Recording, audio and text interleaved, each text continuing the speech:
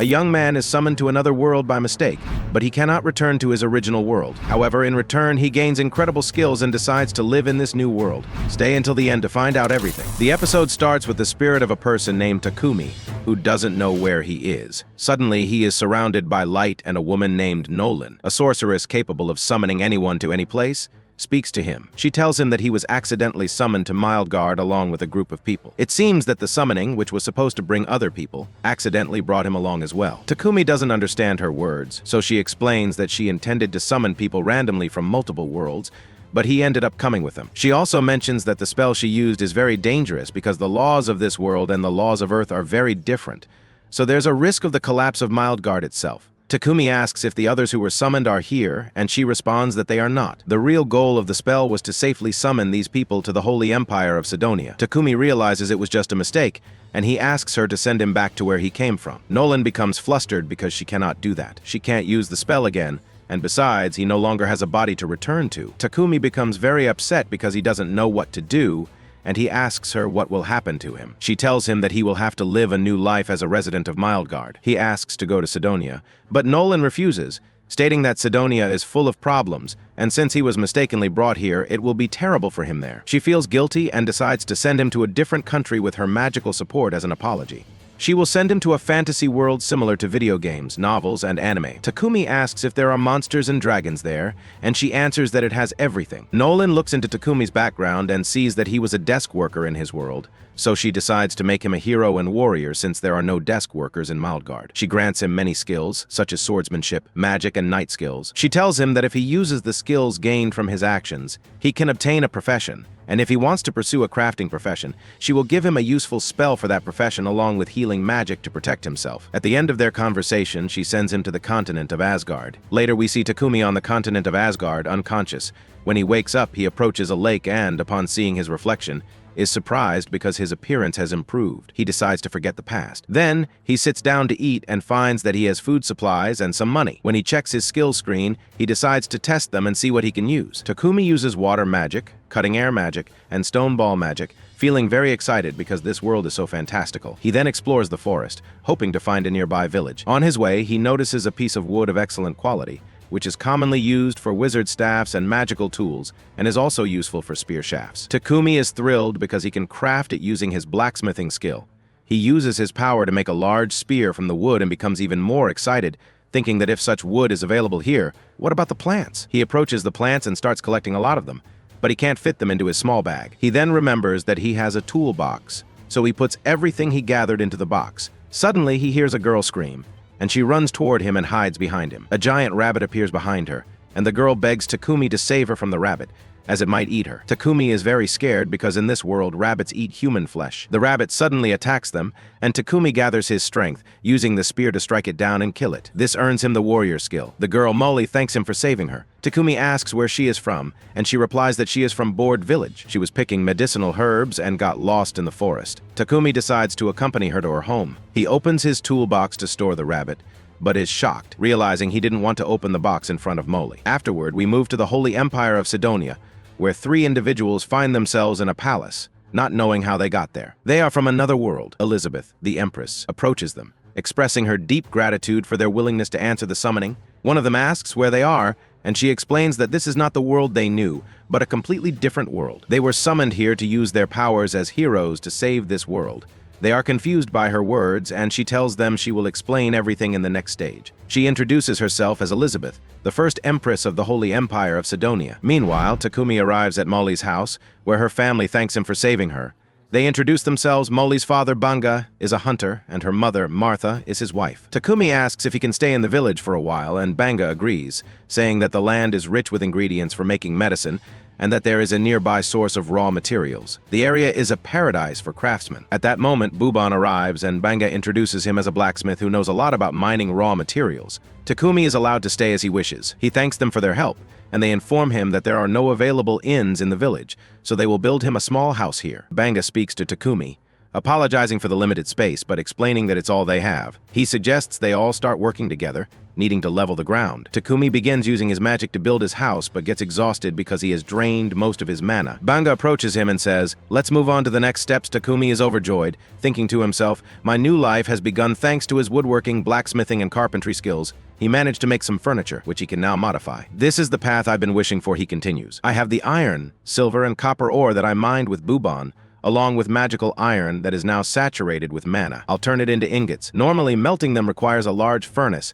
but this is a fantasy world. It's finally time to try alchemy. Alchemy consists of 5 techniques: decomposition, extraction, grinding, creation, and reassembly. Takumi extracts iron ore and channels earth magic through it, turning it into an iron ingot. I can do this, he thinks. I'll keep refining it. There are so many things I want to make with iron and copper. Molly approaches Takumi and finds him lying on the ground, surrounded by everyone. Takumi explains that he got too excited and used too much mana, which caused him to lose consciousness. Martha scolds him for pushing himself too hard. After receiving a healing potion from Banga, Takumi continues, "I managed to extract iron, silver, copper, magical iron, and small amounts of gold, lead, tungsten, and tin. I was able to make kitchen tools and other items, and my alchemy level increased significantly." Later, we see Takumi learning how to craft weapons. He says, "This is the finest piece I've made. Once I make the sheath, it will be complete." He then goes to Banga and asks, "Did you manage to get me some materials?" Banga responds, "Of course, but they're all basic materials." Takumi says, "I'm thinking of trying to make potions myself using the medicinal herbs I gathered." Banga agrees, saying, "When you finish, you can sell me some of your stock." Takumi starts to melt crushed hellcock herbs with water. "The more I mix them, the more the color changes. This reminds me of experiments I did as a child." He realizes that the color is different, and he can feel mana within it. But why? Is it because I prepared the water with water magic? Takumi wonders. "I want to learn more recipes for potions." Later, we see Takumi in the forest, eating some herbs, but he grows tired and purges his stomach, saying, "Even though this method is hard for building resistance and enhancing state magic skills, it's really intense. But thanks to that, I can now use purification magic." Suddenly, a monster approaches Takumi. He's very scared, thinking, "This is dangerous." The monster attacks him, but his magic has no effect. Takumi notices a venomous spider from behind, but the spider is injured by the monster. Takumi is frightened, as his magic doesn't seem to have any effect on the monster. There must be something else going on, he thinks. Takumi uses his magic and finally succeeds in killing the monster. He then goes to the small spider to help it. Takumi heals the spider, and to his surprise, the spider wants Takumi to tame it. Takumi is astonished by this and names the spider Kui-Ibi. The spider is overjoyed to have such a beautiful name. Later, the villagers are amazed that Takumi defeated such a large monster like the wild boar. They become fearful of the tamed monster. Banga explains that everyone knows it's impossible to tame insect monsters,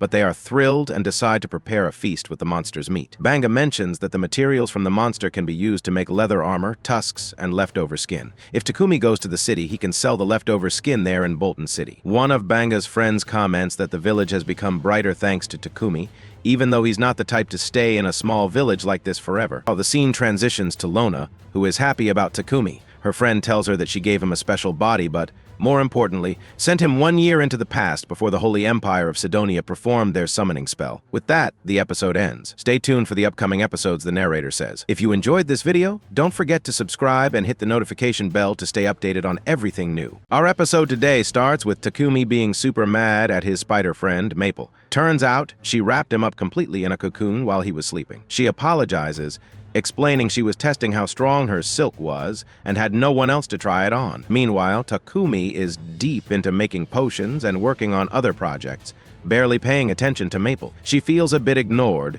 so he apologizes and promises to take a break and play with her. She gets so happy she starts dancing with joy. Just then, their friend shows up with some food. She walks in on them playing and is totally shocked, thinking something else is going on. Once she realizes what's happening, she picks up some of the silk and says, "Wow, this spider silk is amazing." She decides to make clothes out of it, and the results are stunning. The silk is so luxurious that only nobles can afford to wear it. She asks Takumi if he can make the silk even stretchier, and he agrees to help. Later, Takumi notices Maple having a great time, so he decides to keep himself busy too. With so much work to do, he thinks about heading to the city to study alchemy, but he's not sure how to explain his departure to the villagers after living with them for almost a month. Next, we see Takumi visiting the blacksmith, who has crafted him an outfit made of iron and steel. The boots are sturdy enough to kick through almost anything. While he's there, Banjo shows up and tells him If you want to make real money, you should head to the city. There's more demand there, and you can sell tons of stuff and rake in a fortune. This village is too small for big profits. Banjo adds that Takumi doesn't need to worry about travel expenses because a merchant from Bolton will be arriving next week.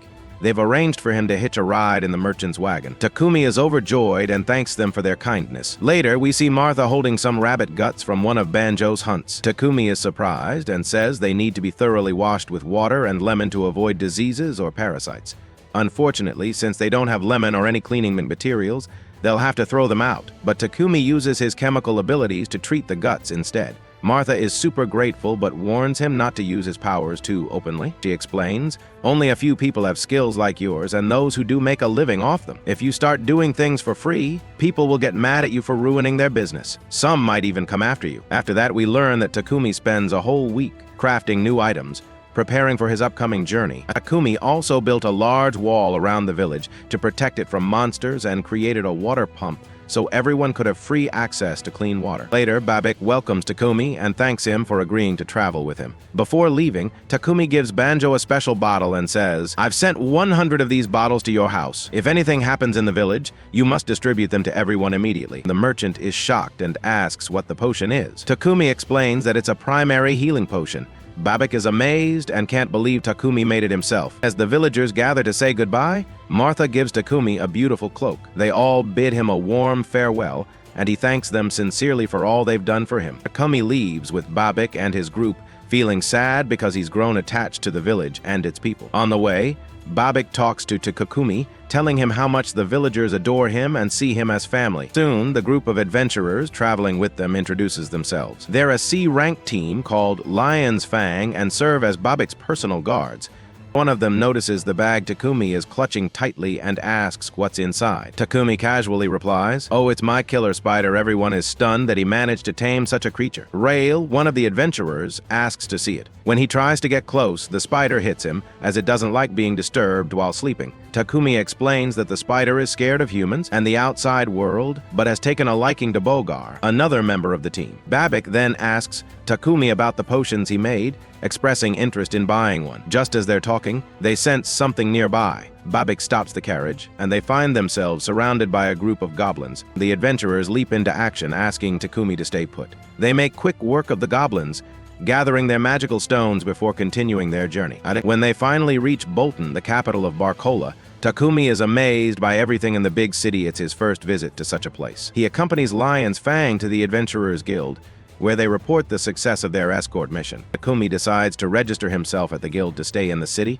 and even registers his spider Maple as his pet. Next, Takumi heads to the Alchemists Guild, only to find out there isn't one in Bolton. Instead, most people use the Adventurers Guild for identification purposes. He decides to remain at the lowest rank, as it only requires him to complete one simple mission a month to maintain his status. Afterward, Takumi visits Babik's company. In Babik's office, Takumi delivers the potions he had promised, surprising Babik with their high quality and effectiveness. Babik is thoroughly impressed and begins planning ways to work with Takumi in the future. Babik then asks Takumi about pricing 10 silver coins for each healing and stamina potion, and 50 silver coins for each mana potion. Takumi quickly does the math in his head and realizes he could make a fortune. He's shocked by the potential earnings, but Babik apologizes, explaining that the prices are lower because Takumi hasn't built a reputation for himself yet. Takumi can't help but wonder why Babik is helping him so much. Does he have a hidden motive? However, Babik doesn't seem like the type to deceive others. Babik shifts the conversation to Takumi's living arrangements. He suggests that if Takumi wants to work as a producer, he should live in a house with a workshop. Takumi declines, explaining that he's only just arrived in the city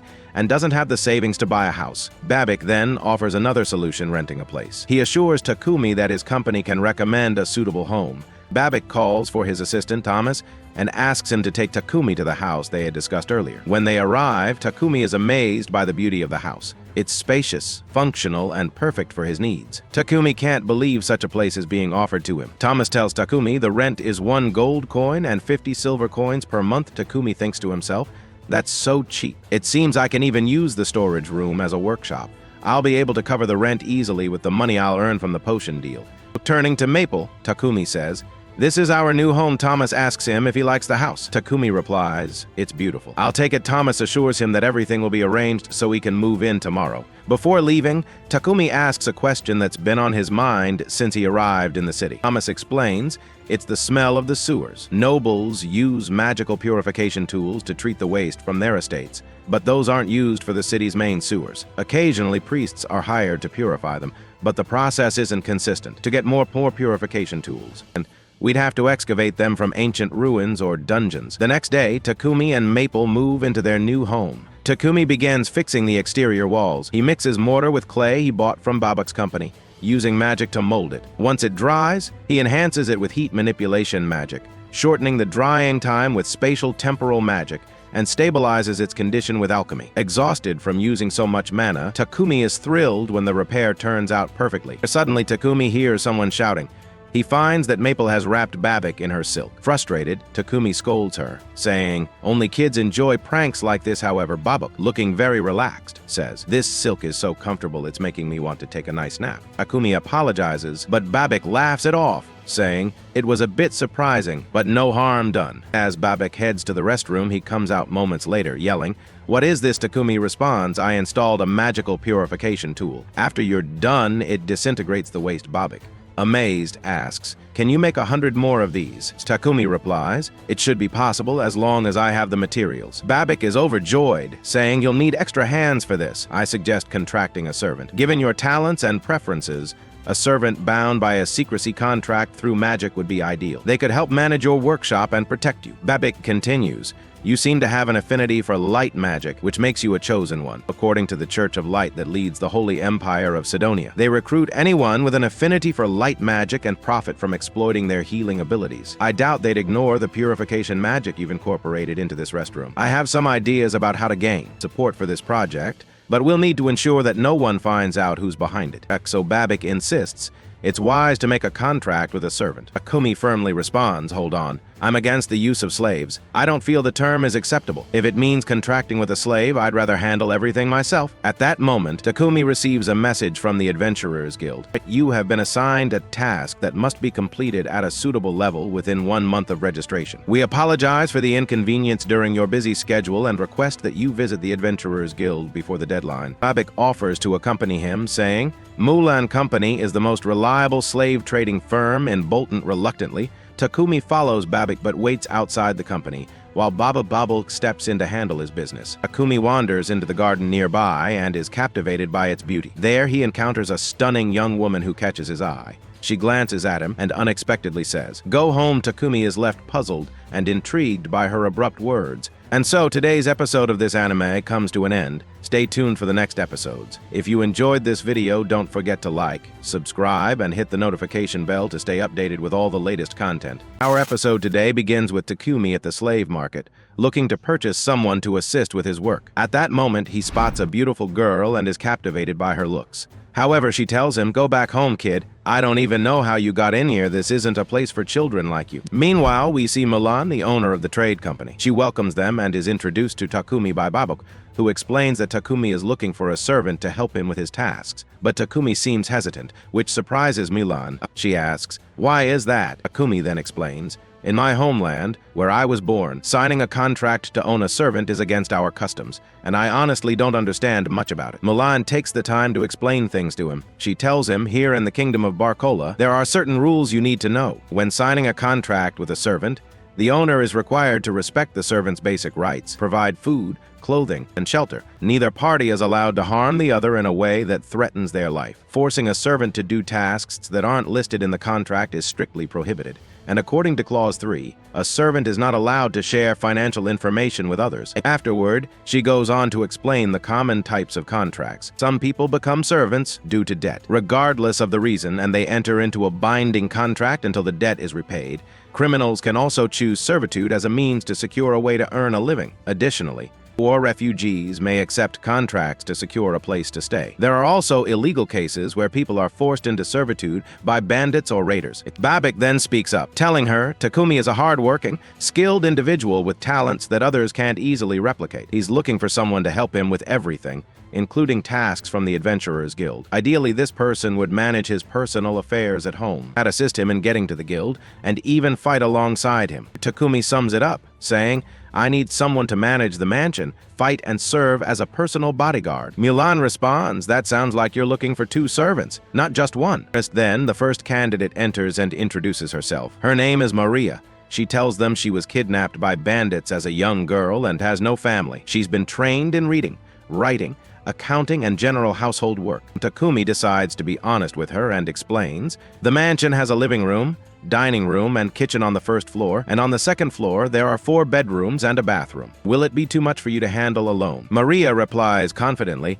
I should be able to manage that amount of work by myself, God willing. Takumi is delighted and tells Maria that she's truly cheerful and funny, and she'll be able to handle a lot of tasks for him. However, Maria gets angry, her face turning red. Clearly there's been a misunderstanding. She firmly tells him, I can only handle general household duties. I'm not going to touch you or sleep with you. Takumi is shocked and quickly clarifies, that's not what I meant. I'm a Muslim, and such things are only permissible after marriage. With that misunderstanding cleared up, they proceed to sign the contract. Mulan instructs Maria to return to her room and pack her belongings. Takumi then mentions that he wants to see the girl he encountered earlier when he first entered. He explains that his intuition tells him she might have great strength. They eventually meet her, and we learn her name is Sophia. She was captured during a war almost 50 years ago. Sophia is from the ancient kingdom of Yugor, and for various reasons, she hasn't formed a contract with anyone. Yet some of these reasons include a large scar on her left ear, partial paralysis in her right hand and leg, and a sealed racial and phantom magic unique to elves. Although these impairments don't significantly hinder her daily life, they make her unsuitable as a primary fighter. Takumi, however, insists on speaking with her privately. After Mulan leaves, he introduces himself to Sophia, then approaches her and gently holds her face to examine her more closely. Using his special glasses, he discovers surprising details about her condition. And he realizes that if he can treat her ailments and break the seal on her magic, she could become an incredibly valuable fighter. Mulan re-enters the room, skeptical, and tells Takumi she won't be of any use to you. But Takumi confidently replies, I'll fix these issues. I'm capable of doing that. Perhaps a jinn has possessed her and I'll exorcise it and break the magic seal. That's when Sophia will be reborn, reclaiming the abilities she hasn't been able to use for over 50 years. Takumi is entrusted with Sophia's care. He speaks with her, asking her to be honest about whether she finds him unbearable. Sophia replies firmly, there's no need to concern yourself with the wishes of a servant. They continue their conversation as Mulan enters, informing them that everything is ready and the paperwork is finalized. At that moment, Maria joins them to express her gratitude to Takumi. She's overjoyed that he is contracting with Sophia too. The time comes to use magic as proof of the contract. The ritual begins and the magic is invoked to seal the agreement. After completing the process, Maria and Sophia thank Takumi sincerely, promising to work hard so he'll keep them for many years to come. The next morning, Maria and Sophia arrive at Takumi's home to begin living with him. They're shocked to find a beast with him. Takumi reassures them, this is my pet. His name is Maple. He then takes them on a tour of the mansion, showing them their rooms. The mansion has many rooms, so each of them gets one of their own. He encourages them to unpack and settle in. Takumi also mentions a large bathroom equipped with a magical tool that keeps it perpetually clean. Maria and Sophia head off to take a bath. While bathing, Maria confides in Sophia, I was so worried that Mulan wouldn't let me go. She's never approved of anyone leaving with a customer, no matter how much they've paid. Sophia responds, I caught a glimpse of the contract Mulan prepared. Most of the master's details were left blank, even his birthplace and lineage. If he's hiding that much, there must be some special circumstances, or sharing certain information might cause trouble for him. I wonder what he's thinking. Later, it's time for dinner. Maria and Sophia join Takumi at the dining table. Maria feels disappointed when she sees the meal, saying she had wanted to prepare dinner herself. Takumi reassures her, this is your first day here. Starting tomorrow, you'll handle everything. Sophia then asks, will you let us sit with you during meals? Takumi responds, I don't want to do everything separately just because you're my servants. I want to share everything with you. He also requests, please don't call me master, just call me by my name. They all sit together and enjoy their meal. The next morning, Takumi visits Babak's company to collect the items he had requested. Babak hands them over, explaining that they've been securely packaged and advising Takumi to handle them with care. On his way back home, Takumi notices a church, and decides to step inside. There, he finds a statue of Nolan and offers his thanks, reflecting on what she has done for him. He recalls hearing that the Holy Empire of Sidonia governs this land. Takumi recalls hearing that the Holy Empire of Sidonia imposes control over certain religions. He reflects, this isn't right. The only true faith we should follow is Islam. At that moment, Nolan the Jinn appears before him, leaving Takumi stunned. She greets him warmly and explains that she has come to clarify a few things. She assures him she has no direct connection to any religion but acknowledges that Islam is the path to follow. She also mentions that some Christians align with her teachings and have established a church under the influence of the Holy Empire of Sidonia to promote Christianity. Nolan offers to train Takumi, granting him new abilities through rigorous practice. However, she warns that challenges will grow more difficult, including encounters with those harboring ill intentions toward him. Takumi expresses gratitude, saying, "Everything I've experienced, the kind people I've met, and the amazing places I've visited, it's all thanks to your blessing." Nolan smiles and says, "I'm counting on you to decide the course of events." And the scene then shifts to the Holy Empire of Sidonia, where the king discusses the summoned heroes. A man reports that 3 of them are currently training under Master Homo and Master Packard. The king expresses his desire for the heroes to grow into a great force for the Empire, noting that they were initially hesitant. However, with Elizabeth's persuasion, they are now fully committed to helping. We then see Akira and Yamato training intensely. Their instructor urges them to fight harder, warning that their current performance won't be enough to survive on the battlefield. Elizabeth approaches Akane, who refuses to train with the others and insists this strength is essential to save our world. Akira reassures Akane, promising to protect her no matter what. Back at Takumi's home, Maria and Sophia are worried about him. When he arrives, he reassures them but retreats to his room, asking not to be disturbed. Sophia notices a magically sealed package with Takumi and grows curious. Meanwhile, Maria keeps an eye on Sophia, warning Takumi that if anything happens to her, she'll hold him accountable. Later, Takumi notices a wound on Sophia's hand. Using his power, he heals it, saying, "This is from the curse on you, but finally I've managed to cure it." Maria explains that Sophia's condition has been like this for a while. Any sudden movements or emotional stress exhaust her. Takumi uses his abilities to heal all of Sophia's injuries, removing the curse's effects. And from this moment on, Sophia is capable of fighting again. The next morning, Sophia wakes up feeling significantly better. She shares her relief with Maria, who assures her, "Takumi doesn't want to harm you, he's the best person you'll ever meet." Maria is thrilled for Sophia, as everything about her seems to have returned to normal. And Sophia goes to thank Takumi, who reveals that he discovered a magical cure for her condition, using highly toxic Nidam herbs he obtained from Babik. She explains, "Curing your condition enhanced my healing abilities, allowing me to perform advanced healing magic. I'll take care of everything from now on." And so, today's episode of this anime concludes. Stay tuned for future episodes. If you enjoyed the video, don't forget to like, subscribe, and activate the notification bell to stay updated with all our latest content. Our episode kicks off today. Takumi's chilling in the library, digging through the books. But hold up, there are only 4 books on chemistry in this massive library? Like, how does that even happen? Then it clicks, oh right, this place runs on ancient magical civilization vibes. It's lucky for him, now that he's in this new world, he can straight up understand all the languages in these books. Total cheat code. Scene shift. Now we've got Takumi sitting with Maria, who's grinning ear to ear to ear. She's all like, "I'll never forget last night." Cue the flashback. Maria's thinking about Sophia, swearing her loyalty to Takumi. As Sophia was giving Major Knight vibes, pledging to protect her princess. At next morning, the grind begins. Everyone's out there hustling, making toilets. Yep, you heard that right. Toilets. Takumi's got to finish some fancy order for a merchant today, but come on, they've earned a break. His big idea? A road trip. He wants to hunt for rare materials, try exotic foods, and check out some ruins. Naturally, he's taking Sophia as his personal bodyguard. Maria? He's like, "You stay home and guard the fort." Maria's not having it. She pulls out the puppy eyes and starts bawling. "Don't leave me alone." It's like abandoning a toilet in the middle of the desert. Yeah, she's really stuck on the toilet metaphors these days. Occupational hazard. Takumi starts feeling bad, so he goes, "All right, fine, you're coming." But here's the kicker. Takumi checks Maria's stats and finds out she's already level 14. Turns out, she's a solid fighter. Sophia jumps in like, "Let her come. I'll train her in combat and superpowers."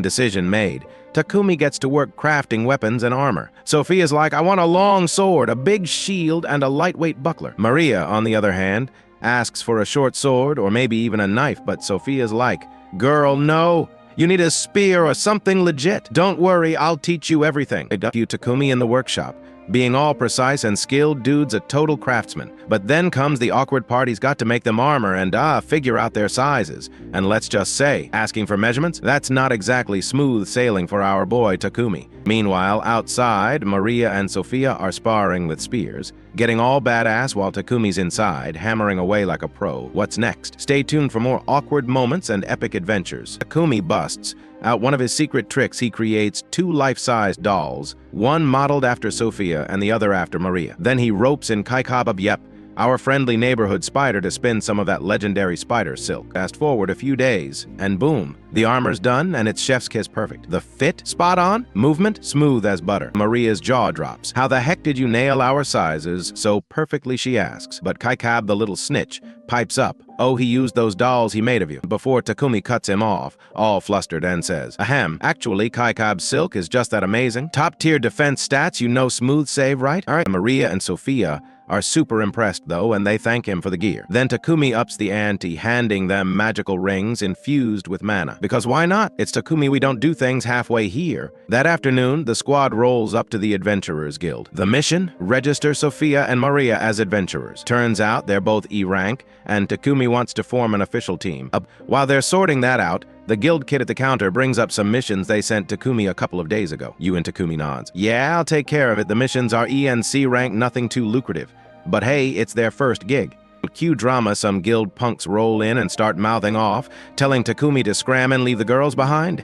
Enter Big Belly McThug, who tries to deck Takumi. But surprise, Takumi activates his petrification mode. The dude punches him, and bam, he freezes up like a garden statue. Big Belly lets out this blood-curdling scream, and everyone in the guild is like, what just happened? Right then, in walks the guild master, rocking a mustache that could practically bench press. The guild clerk explains the chaos, saying, sir, they were fighting, but Takumi just stood there and got hit. The guildmaster pulls Takumi aside, asking, what did you do, kid? Some kind of advanced skill? But Takumi, playing it cool, says, nah, no magic here. I just grabbed some charcoal from my toolkit, mixed it with a special chemical, and rubbed it on my upper body. Boom, instant diamond skin. Chemistry one time. The guild clerk suddenly remembers Takumi's first visit, back when he wanted to join the Alchemists Guild. With a smirk, he suggests to the guild master, maybe we bump them up to D rank. That way, fewer idiots mess with him. The guild master agrees, but warns, Takumi, there's a catch, he's got to take on a few more missions first. And just like that, the team is off, diving headfirst into a new adventure, ready to tackle a journey full of danger, drama, and who knows what else. Stay tuned, it's about to get wild.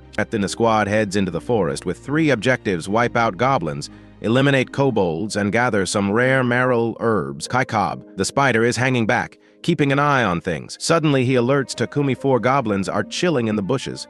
Without missing a beat, Sophia rockets forward and takes out 2 of them like a total pro. The other 2, Kaikab snares them in his silk traps, and the team finishes them off. And time flies as they mow through dozens of goblins. But then Sophia starts piecing things together. Guys, there's gotta be a goblin camp nearby, maybe even a military leader, she says.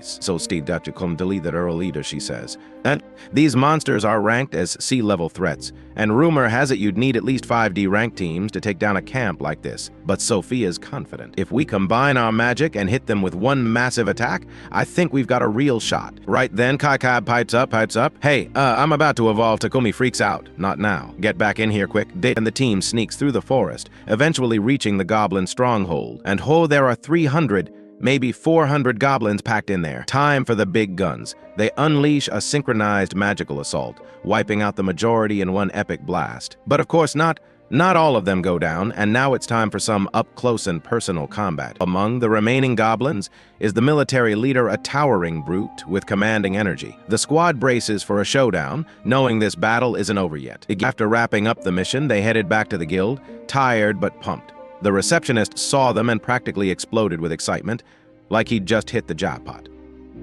How did you guys pull that off, he asked, practically bouncing. Next thing you know, they're called in to meet the guildmaster, who's absolutely floored. You finished the entire mission in less than half a day, he says. Eyes wide with disbelief, and just when things couldn't get any crazier, Kaikab strolls in. Except now, he's evolved into a giant spider with a human head, and plot twist, he can talk like a regular person. Maria's over the moon, hugging him like he's her long-lost bestie. What? The guildmaster, still processing all this madness, hands them their rewards, and announces their official rank up. The squad's moving up in the world, and it's just the beginning.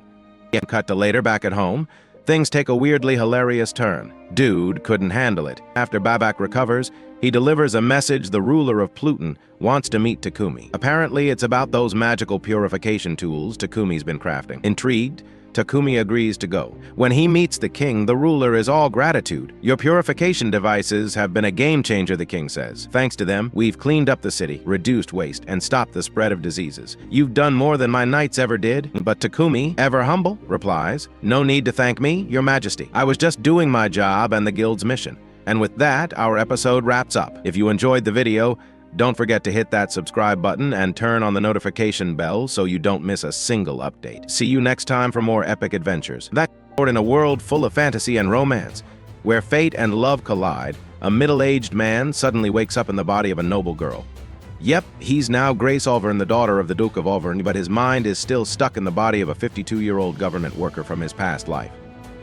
How did this happen?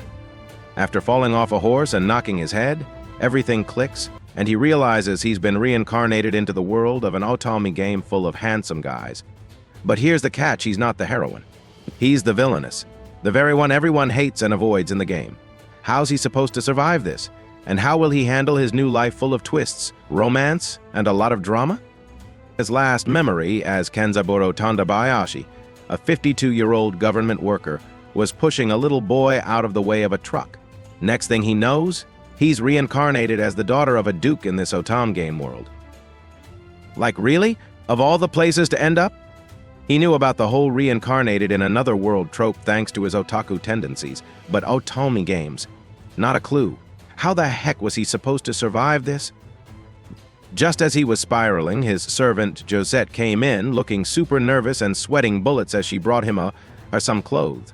Grace aka Kenzaburo thanked her, which made Josette so flustered she bumped her head on the door before bolting out of the room. Apparently the old Grace was kind of a nightmare, always scolding the staff and never showing an ounce of gratitude. Turns out, Grace was the villainess in this otome game. It's lovely. Kenzaburo remembered the day he walked in on his daughter, Hinako, playing this exact game Magical Academy Love Beast. He teased her about playing it in the living room, but Hinako, ever the proud otaku, gave him a full breakdown. Grace, she explained, was the classic villainous archetype, rich, snobby, and always standing in the protagonist's way. Kenzaburo even chimed in with some retro trivia about rival characters in old manga like Glass Mask, Aim for the Ace, and Candy Candy. His daughter just rolled her eyes. Fast forward to now, and Grace or Kenzaburo was living it. Hetty was a student at the Royal Academy of Magic, and on day one he spotted her Anna doll. Sparkly pink hair, big hopeful eyes, classic clumsy protagonist energy. She face-planted, and Kenzaburo instantly clocked her as the heroine. Memories of Hinako explaining Anna's backstory came rushing back. Anna, a commoner, dreamed of proving herself at this elite academy. And Grace? She was the snooty noble who crushed her dreams. In the game, Grace had humiliated Anna on her first day, lecturing her about social status, mocking her family, and basically being that villainous. But the insult only fired Anna up, pushing her to work harder and eventually become the hero everyone cheered for. As Kenzaburo relived these moments, he couldn't help but wonder why, out of all people, he had to be the one reincarnated into this ridiculous setup. Watching the students gossip about Grace's powerful family, Kenzaburo knew one thing for sure: he was in for a wild ride. Instead of tearing Anna down like the villainess he was supposed to be, Grace ended up saying something that totally slipped out. Your parents must have been really wise, caring and loving. Oh no. He'd completely forgotten to act like a villainess and let his inner dad instincts show. Anna looked down, tears welling up not from sadness, but from joy and gratitude toward her parents. She never imagined someone as high-ranking as Grace would say something so kind. Grace was caught off guard, stuck in shock, unable to say a word. Meanwhile, the students watching from a distance misread the whole scene, thinking Grace had said something cruel to make Anna cry. So Grace quickly dragged Anna away before things got worse. Once they were seated on a bench, Anna apologized for losing her composure. She explained that her family wasn't wealthy, but when they discovered she had a talent for magic, they worked tirelessly to save money so she could attend the academy. She felt so lucky and was deeply touched by Grace's kind words. Hearing this, Grace decided to steer Anna in the right direction. Instead of just working hard and getting a good job to support her family, he told her to aim higher to develop her talents to their fullest and live a happy life. From a parent's perspective, that's what he'd want for his own daughter. Anna gasped and nodded, realizing her parents had told her the exact same thing before. After wiping Anna's tears, Grace was interrupted by a blonde boy who teased him for making someone cry on the first day. Grace immediately recognized him from her memories, one of the protagonist's romance options, and unfortunately, Grace's fiancé, the crown prince of the country. What was his name again? Virgil? Vincent? Book something with A.V. Repazio Autumn. While the prince casually chatted, Grace scrambled to recall his name. It wasn't that he'd forgotten entirely, it was more like his 52-year-old brain had too many names stored up to pick the right one quickly. Thankfully, Anna unknowingly saved the day, greeting him as Royal Highness Crown Prince Virgil Vierge Bingo. The prince congratulated Anna on her top exam score before reminding both of them not to be late for the entrance ceremony. As he walked away, Grace pieced together the situation. This was supposed to be the part of the story where Anna meets the prince after Grace humiliates her. That meeting was the first critical event in the prince's romance route. But had Grace somehow triggered anyway by introducing Anna to him as a friend?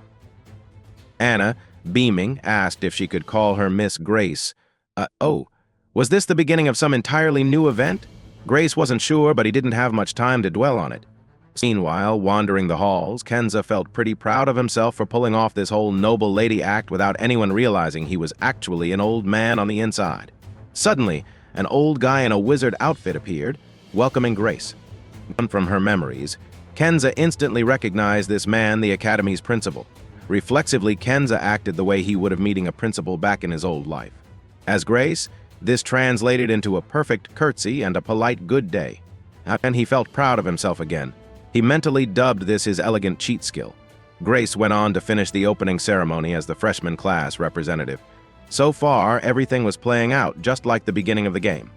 And honestly, Kenza was pretty excited to start learning magic. But there was one glaring issue. Anna, the protagonist, seemed to like him. He wasn't supposed to be her friend, he was supposed to be the villainess. As Anna kept happily chatting away, Kenza tried to stay in character. "Save your excitement until the teacher's finished," he said curtly. Anna immediately apologized, and Kenza wondered if that came off harsh enough to sound villainous. It wasn't easy being mean to such a sweet girl, but to keep up appearances, he had to act the part. Unbeknownst to him, Anna was absolutely glowing from the interaction. She couldn't believe how amazing Grace was correcting her behavior like a true noble woman. Anna decided she needed to work harder to live up to Grace's example. When she saw Grace flipping through her textbook with a serious expression, she thought, wow, she's even preparing for class ahead of time. In reality, Kenza was just marveling at his new body. In his old life, he was farsighted, constantly licking his fingers to flip pages and struggling to focus. But now, as 15-year-old Grace, he had perfect vision and no clumsiness. It was liberating. During class, the teacher summoned a magical cabinet and called students up one by one to take an egg from inside. Kenza quietly observed, eager to see what this strange magical lesson would bring.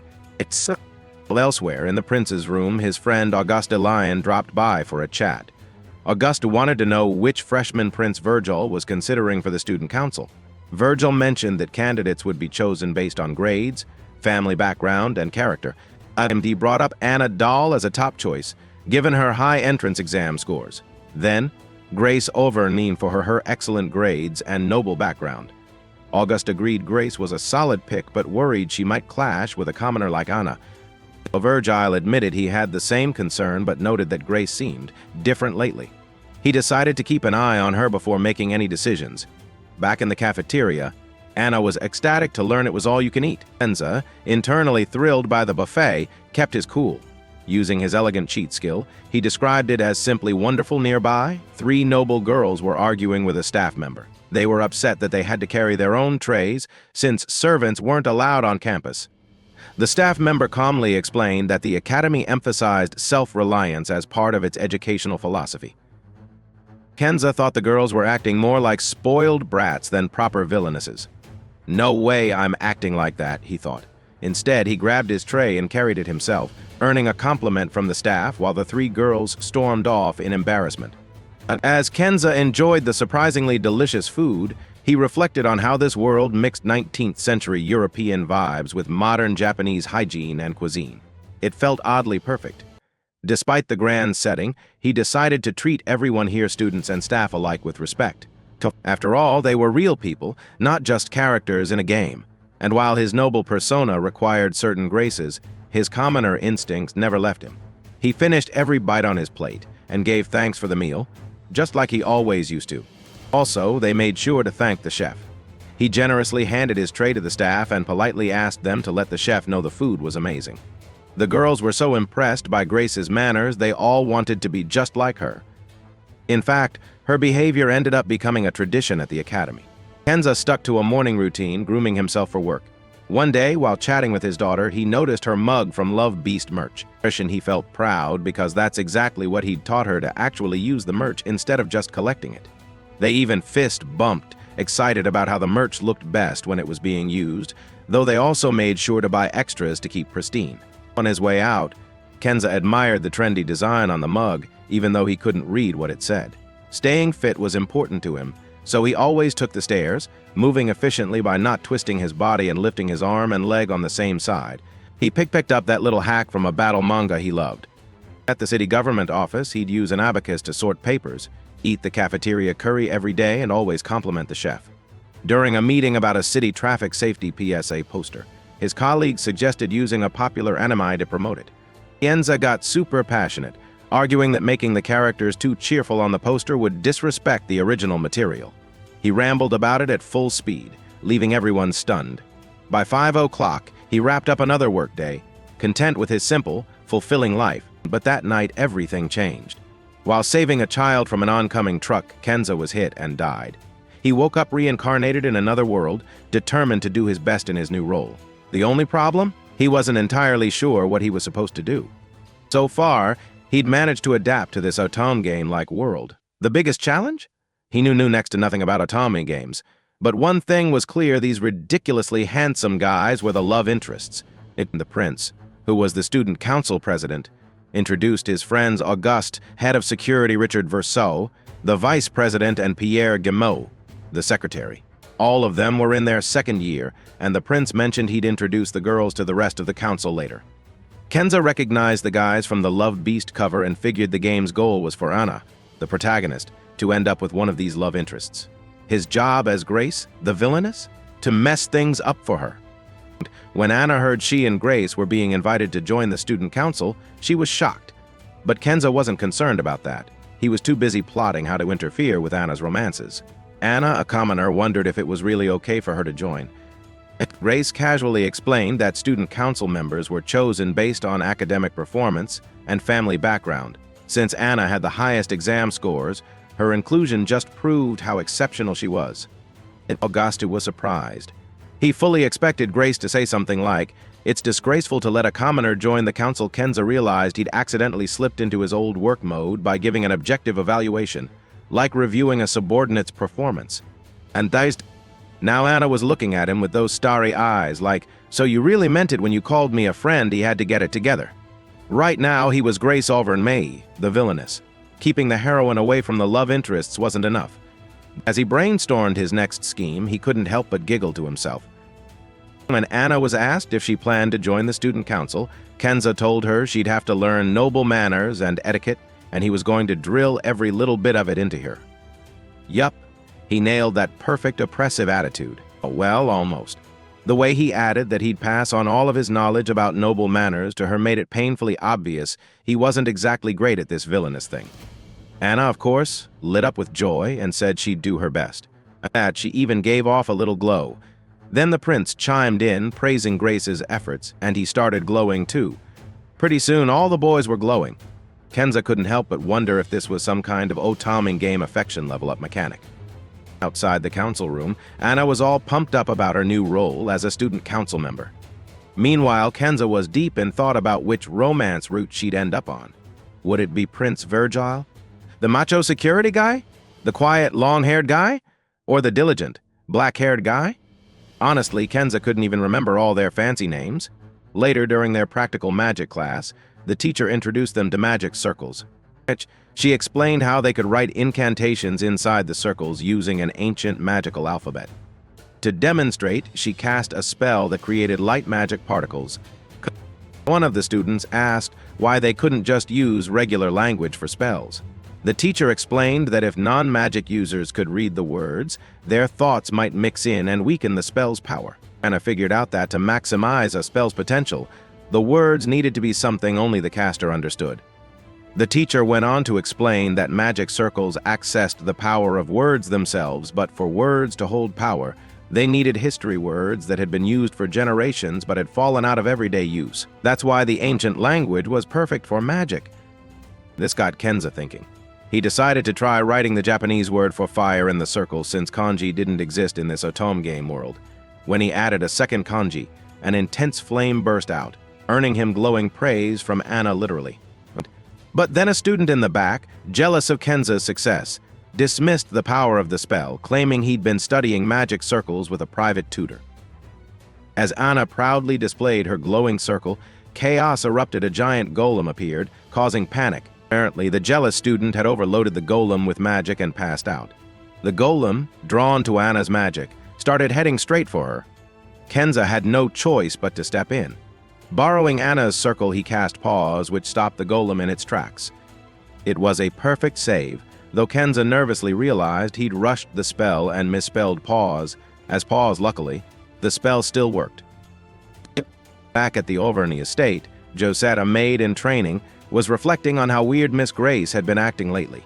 She thought Grace's sudden kindness might be part of some scheme.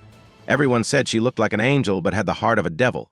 And recently, though, Josette had overheard other servants talking about how Grace seemed calmer. But the maids weren't convinced this was a good thing. It felt more like the calm before a storm, like maybe Grace had already decided to fire them and was just being nice until the day she dropped the hammer. It was like fattening up livestock before selling them, and Josette panicked at the thought. Kenza rushed over to console her, but that only made Josette break down even more, thinking she was about to be sold off.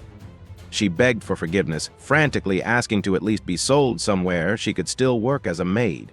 She even said, "If Grace decides to eat me, I'm sure I won't taste good." Kenza didn't quite get it at first, but then he pieced together the rumors he'd been hearing between the maids and remembered his experience as a dad. He reassured Josette that he'd never sell her off anywhere. People make mistakes, no matter who they are, and since she was still in training, it was natural for her to make more mistakes than others.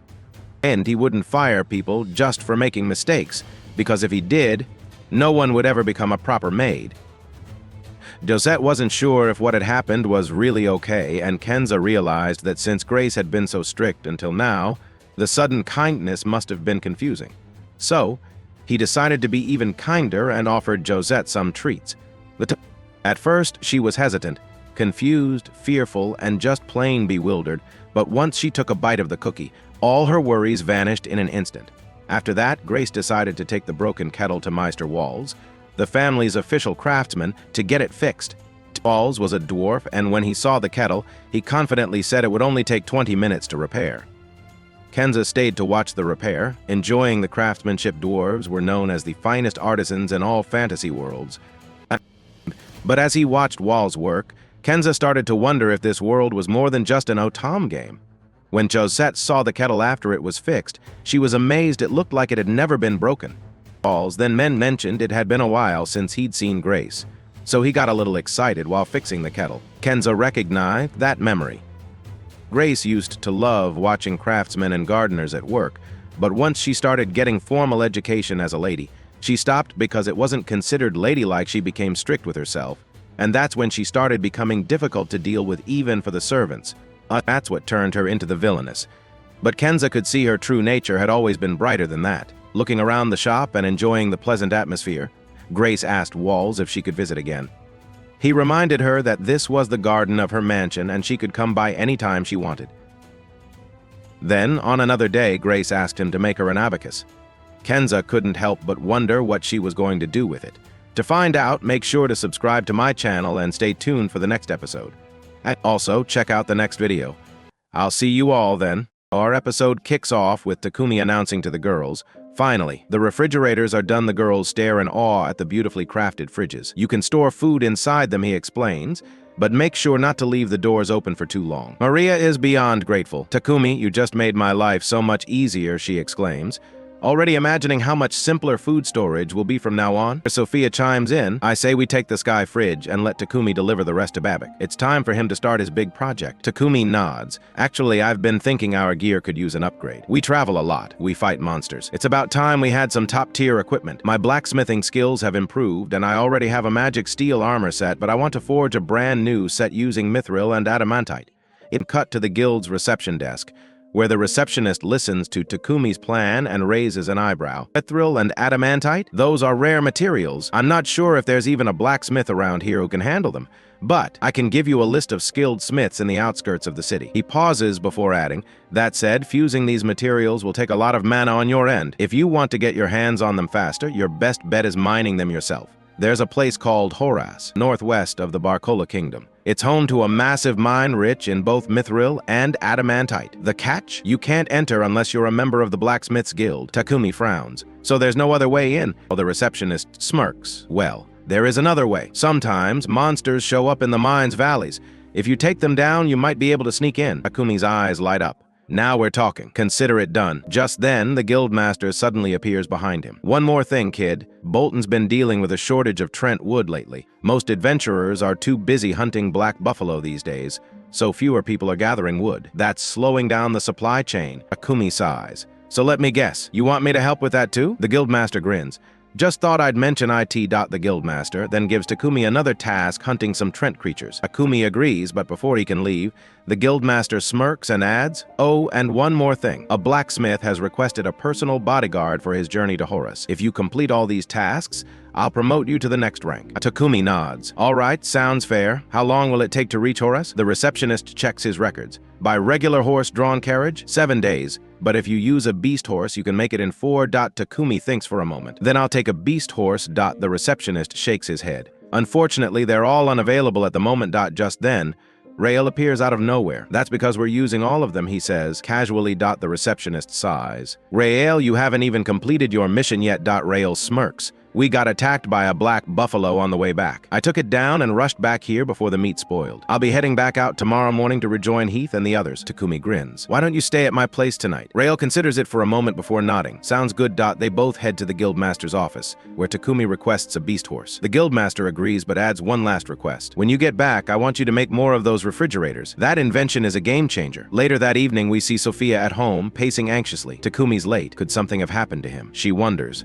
Meanwhile, Takumi and Rael are deep in the forest, having visited all the blacksmiths recommended by the receptionist. Suddenly, a masked figure ambushes them, lunging straight at Rael. Rael dodges, ready to counterattack, but then the figure pulls back their hood, revealing Sophia. Her eyes burn with fury. "How dare you target Takumi?" she growls, preparing to strike Rael down. Takumi quickly steps in. Hold on. He's my friend." Sophia freezes, then sighs in relief. "I didn't know. I was worried something happened to you." With that settled, they all return home. The moment they step inside, Rael is stunned. "Wait, you live with these girls?" he exclaims, gawking at their beauty. With a mischievous grin, he turns to them. "You know, you should all just move in with me instead." All the girls flatly refuse. "We're staying with Takumi." Rael laughs. "Can't blame you." After a bath, Rael joins the group for a discussion about their upcoming journey. "We'll set out in 3 days," Takumi confirms. When Rael finishes his bath, he bids them farewell and heads out. Takumi and the others see him off. The next morning, Takumi focuses on upgrading his massive sword. Pouring his mana into it, he channels his magic, reshaping the weapon until boom. The giant sword splits into 2 smaller swords. He holds them up, admiring his work. "Perfect. One of these will be for Sophia." The next morning, Babak arrives with the carriage, ready for the journey. Takumi and the girls gather around as he presents the vehicle. Takumi hops inside and introduces himself to the blacksmith he'll be traveling with. The blacksmith, a burly man with thick arms and a confident grin, nods. "Name's Dogumbo. You must be Takumi." With everything set, they depart. Meanwhile, back at the guild master receives an urgent message from the guild network. The monsters in the Forest of Death have become more aggressive and violent. The guild master frowns, concerned. But Takumi, ever calm, reassures him. "Don't worry. I'll make sure everyone stays safe." And the scene shifts to the Holy Empire of Sidonia months after Takumi's departure. Young warriors train with swords, their movements sharp and precise as a crowd watches their progress. Back to Takumi and his group, he explains. I've placed a barrier to protect Dogumbo and the Guildmaster from any monster attacks. Meanwhile, we'll handle the Trent trees. Sophia warns them, remember, Trent trees look just like ordinary trees. Stay sharp. As expected, when they find one, it appears normal until Takumi strikes. The tree suddenly comes to life, thrashing its massive branches. The group quickly moves in, hacking away at its limbs. Just as they bring it down, the ground trembles. They freeze. All around them. Dozens of Trent trees begin moving, surrounding them from every direction. We're using magic for this one, Takumi commands. The group unleashes a barrage of spells, fireballs, wind blades, and lightning strikes carve through the trees, cutting them down one by one. But then something impossible happens. The fallen trees regenerate almost instantly, their severed limbs reattaching like nothing happened. Sophia clenches her fists. They're healing themselves. Takumi narrows his eyes, channeling his mana. Then we need to burn them down completely. His sword ignites in flames, crackling with intense heat. With a powerful slash, he charges at the Elder Trent, the largest and most ancient of them all. A fierce battle ensues, but with a final, flaming strike, Takumi slices through its massive trunk, then drives his blade straight into its core. The Elder Trent lets out a monstrous groan before collapsing. From its remains, something rolls out, a glimmering, perfectly ripe apple. Sophia's eyes widen. That's an elder apple. It's so rare that most people never even see one, let alone eat it. Takumi picks it up, examining its golden sheen. Then we're taking these home. The next morning, they arrive at Horas. Their first stop is the guild, where they inquire about the monsters lurking in the mine's valley. Dogumbo crosses his arms. These creatures are some of the nastiest beasts you'll ever face. If you can take them down, you'll earn access to the mine. They make their way to the valley, weapons ready. The air is tense, the ground eerily silent. Then rumble. The ground beneath them shakes violently. A massive creature bursts out of the earth. Roaring, Takumi grips his sword. Here we go. Everyone readies for battle. Takumi channels his magic, illuminating the entire area. The monster recoils instantly, disoriented and unable to attack. These creatures thrive in absolute darkness, Takumi explains. Once exposed to light, they're powerless. The others watch in shock. That was way too easy. With the monsters defeated, they gather large quantities of the precious minerals they came for and safely return to Bolton. Upon returning, Takumi heads straight to Dogumbo's workshop. Teach me the basics of forging and alloying mithril and adamantite, he requests. Dogumbo smirks. You're diving straight into the deep end, huh? All right. The process involves blending mithril with enchanted steel, salamander stones, and finely ground magic stones. Takumi follows his instructions, hammering away at the molten metal. Hours turn into days as he tirelessly refines the alloy. Sweat drips from his brow. It's far from easy. Finally, after countless trials, his work is complete. He presents Sophia with a weapon. This is the Spear of the Tempest. Then, turning to Maria, he hands her another. And this is the Spear of Explosion. All the girls marvel at the craftsmanship. Sophia grips her spear tightly and looks at Takumi with unwavering determination. If you're ever in danger, I swear I'll lay down my life to protect you. She then makes another request. Takumi, I need a shield, the strongest one you can make. Takumi nods. I'll make sure it's worthy of you. Meanwhile, a young woman named Nolan spots Takumi from a distance. She sees him with two unfamiliar, heavily armed strangers. A strange feeling washes over her. Takumi might be in danger. A year passes. The scene shifts to the Holy Empire of Sidonia. Two warriors, Akira and Yamato, stand tall, their bodies hardened from battle. The king regards them with pride. The future of our nation's peace rests on your shoulders, he declares. Back in Bolton, Takumi sits at his workbench, exhausted. Sophia watches him in silence, guilt gnawing at her. I was the one who asked him to do all this. The burden on him keeps growing. If only he had someone to help him. Meanwhile, in the kingdom of Barcola, the king receives an official letter from Sidonia. We have heard rumors of the purification mage and wish to learn more. A royal envoy will arrive in a few days. The king reads between the lines. The message may be polite, but beneath its surface lies a clear veiled threat. And with that, today's episode comes to an end. Don't forget to subscribe and hit the notification bell for more adventures. Our episode today begins with rumors that the kingdom of Barcola is using magical tools to purify their sewers. These rumors have even reached the land of Sidonia, where the church has repeatedly declared that such actions are unacceptable. They claim that light magic is a great gift, and thus purification magic falls under the church's domain. An old man then asked, "What does that mean?" The other replied, "They say that the purification magic circle will be patented and must be handed over to the church." They also added that this magic should not be used on a toilet that's simply outrageous. Therefore, sir, you must hand over the person responsible for this, the one who created the magical purification tool for the Sidonia Empire. In other words, they are referring to Takumi. However, the king refuses, causing the other person to become furious and warn that if Takumi is not surrendered, the Pope will summon all the church's priests. The king then stands up and tells him, "Do as you wish. I will not stop you from anything." The scene then shifts to Takumi, who is sitting with Patrick, discussing this matter. This means that the church will turn against them, but Patrick reassures him not to worry. Patrick comes from a rural city with its own customs and traditions, unlike other villages. However, he visited Takumi today to make a request when he met his lordship, Marquis Godwin, to present him with samples of the toilets he had created. The Marquis ordered him to bring Takumi to meet him. Takumi is surprised and says, "Wait a moment. Why do I have to go there and meet His Majesty?" That would be extremely awkward. Patrick tries in every possible way to convince him to come along.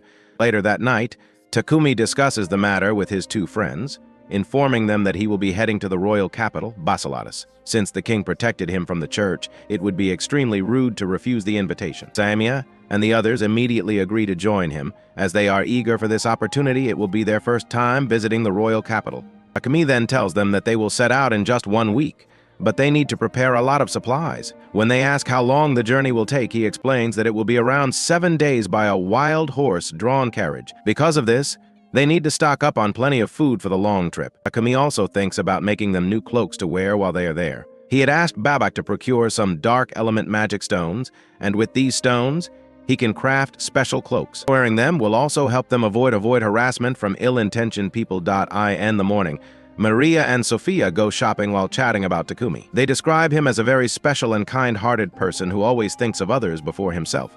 And the scene then shifts to Takumi, who is at the church speaking with Nolan. She welcomes him, mentioning that she hasn't seen him in a long time.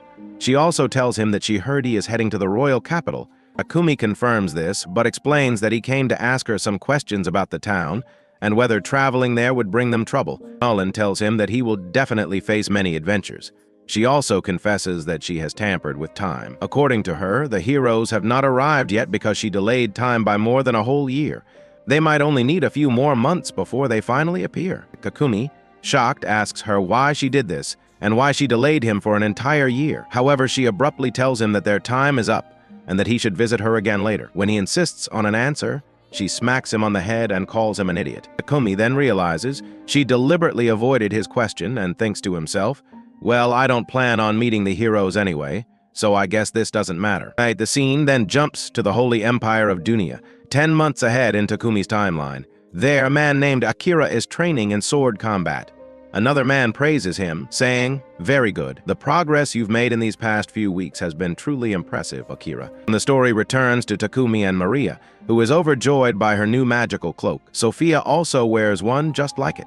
Takumi asks them if they like the design, and they both happily tell him that it's beautiful. Afterward, Takumi starts thinking about building a carriage himself. He sketches and designs it on paper, wanting to make one instead of borrowing a carriage every time. However, they don't have a wild horse to pull it. Maria, on the other hand, has a different idea. She asks Takumi if he remembers the forest of death they had been to before. She explains that there are many other regions like it, filled with monsters. In some of these areas, there are highly advanced horses that are much stronger and faster than wild horses. She suggests they go there and try to obtain one. And the scene then shifts to the group traveling and finally reaching the forest.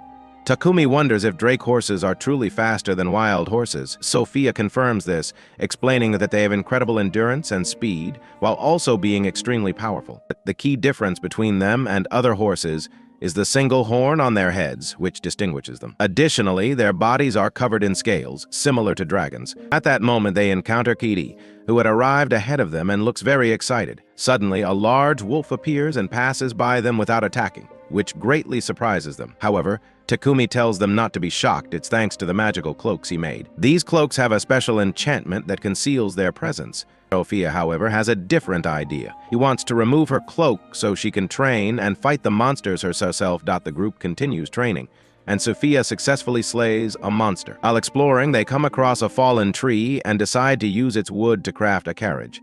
Sophia helps Takumi in gathering the wood. Meanwhile, Katie scouts the surrounding area, knowing that many tree monsters lurk nearby.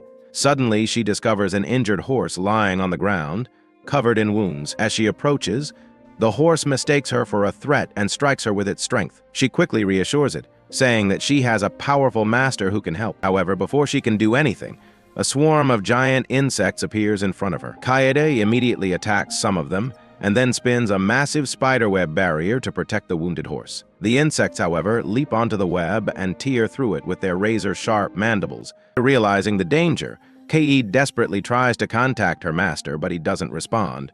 She starts to panic, fearing that Takumi and the girls have already left after collecting the wood. Despite her fear, she continues to call for him loudly. Suddenly, she sees Takumi standing before her, and relief washes over her. He has come to rescue them. Overjoyed, she tells him that she had been calling him for a while, but he hadn't answered. Takumi explains that while she was weaving her web to create multiple layers of defense, the threads blocked mana signals, preventing anyone from hearing her. However, he eventually sensed a drop in her mana and traced her footsteps to find her. Kaede then explains the horse's condition. It has lost consciousness due to severe injuries. She begs Takumi to help immediately.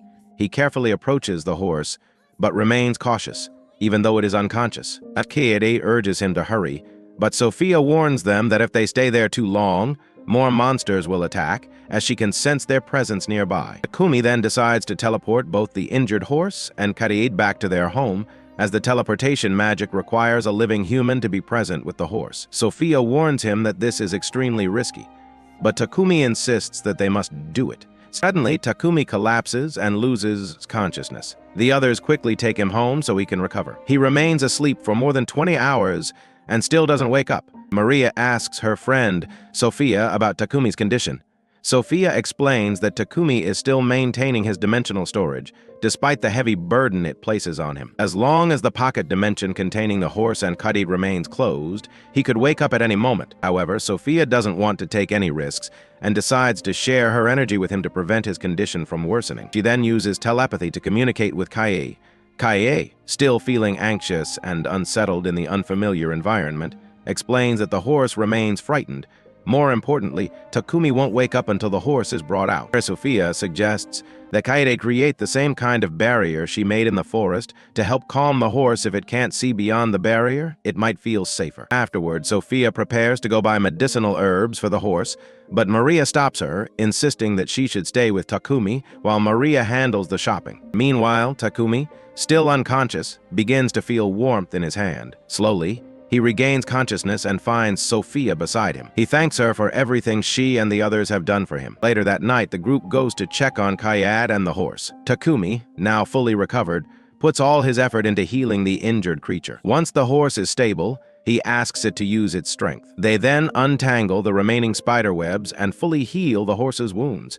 With that, they gain a new companion. Takumi then decides to name the horse Camellia after the tree that keeps its leaves year-round and blooms with red and white flowers. The girls love the name and cheer in excitement. Finally, the group decides to head out for a meal, celebrating their new bond, and that's the end of today's episode. If you enjoyed the video, don't forget to leave a like, subscribe to the channel, and turn on the notification bell so you don't miss out on any new content. Our episode today begins in the kingdom of Barcola, specifically at the Palom Slave Trading Company. An old man hums as he talks to a cat girl named Riva and asks her, "So, my dear, what can you do?" She replies confidently, "I'm still studying, but once I finish my training in supernatural abilities, I can do a lot." The old man gives her a sympathetic smile before shaking his head. "Ah, I see. But I need someone useful right now." He then apologizes and walks away, leaving Riva standing there as if someone just told her they ran out of free samples. Her owner tries to reassure her, patting her shoulder and saying, "Don't worry, I'm sure someone will come along and take good care of you." Riva sighs and sits down, mumbling to herself, "That's what Mr. Barton has been telling me for years. And yet, here I am." Her mind drifts back to a memory of her younger brother, remembering the day she left home to earn money. "Take care of Mom until I get back." "Okay," she had told him, knowing that she had no choice but to find a way to support her family. Now, though, she's stuck, and hope is starting to feel like a luxury she can't afford. Meanwhile, we switch scenes to Taco, who is busy crafting some things in his workshop. Maria approaches him and asks, "Are you going to Dagumbo's workshop or not?" And from the way he's handling his tools, she already knows the answer. He nods, explaining that there's some blacksmithing work to be done, specifically making a horseshoe for Camellia and fixing up the cart. Maria, seeing how exhausted he looks, tries to convince him to take a break. "You haven't slept in 2 days. You need to think about your health first." Taco waves her off with a smile. "I'm fine, really, but I have to finish this. It's really important to me." He bids them farewell and heads out. When he arrives at the guild, something seems off. He approaches the receptionist and asks, "Hey, what's going on?" The receptionist tells him, "We've received reports of a strange creature spotted near the outskirts of town. We're not sure if it's a monster or something else, but we sketched a rough image based on witness descriptions. So far, no reports of damage, thankfully. But enough about that. What brings you here today?" Taco casually replies, "I'm here to register another pet silence." Everyone in the guild turns to look at him, jaws practically on the floor. Turns out, and his pet is the so-called monster everyone has been talking about. The guild master grabs him by the arm. "Come with me, you idiot." Meanwhile, in another part of town, Sophia strolls through the marketplace, lost in thought. She recalls a conversation with her former mistress about purchasing a slave with very specific conditions. However, the manager at the time had told her that such a request wasn't possible, but promised to reach out to other traders in different towns. Snapping back to reality, she's approached by Marina, who walks alongside her as they chat about Taco. He's been looking really exhausted lately, Marina notes. We should bring him something nutritious, like beef. He gets so caught up in work that he forgets to eat after finishing their shopping.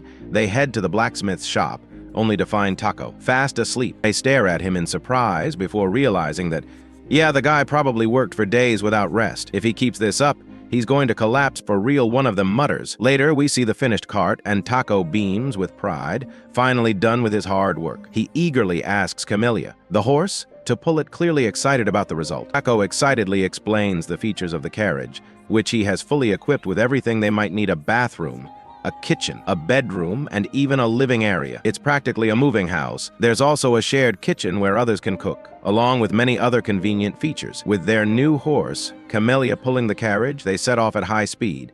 Sophia is surprised to find that despite their fast pace, the carriage remains completely stable, with no shaking or rattling inside. Taco, proud of his craftsmanship, tells her that he designed it with advanced suspension to ensure a smooth ride. After several days of travel, they finally arrive at the Lion's Fang Brigade, where they are greeted with a shocking sight: the carriage is being pulled by a Doric horse. At that moment, Godwin appears and welcomes them warmly. The local ruler apologizes to Taco, acknowledging that this visit might become a burden for him. Meanwhile, the merchant Babik steps forward, eager to take a look inside the carriage. The moment he peeks in, he lets out a loud scream, startling everyone. "What's wrong?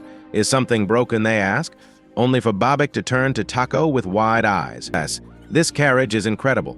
You built this yourself." Taco chuckles and nods, but Babik isn't done. "The features in here, they're beyond anything I've ever seen. This is a revolutionary design." Babik, completely overwhelmed, immediately asks Taco to explain the details. "I won't ask for free, of course. Name your price, I'll pay for it." Before Babik can overwhelm Taco with more enthusiasm, the ruler steps in. "Calm down, Babik. You're overwhelming poor Takumi." Babik, realizing his excitement, takes a deep breath and nods. "That being said, this carriage truly is remarkable. Thank you for showing it to me, Takumi." The ruler, clearly intrigued, suddenly makes an offer. "I want one just like it. I'll pay you 100 platinum coins." Taco's jaw drops at the price. 100 platinum.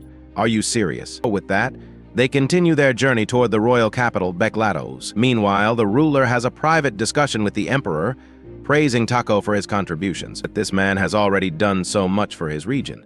Now, he will play an even greater role.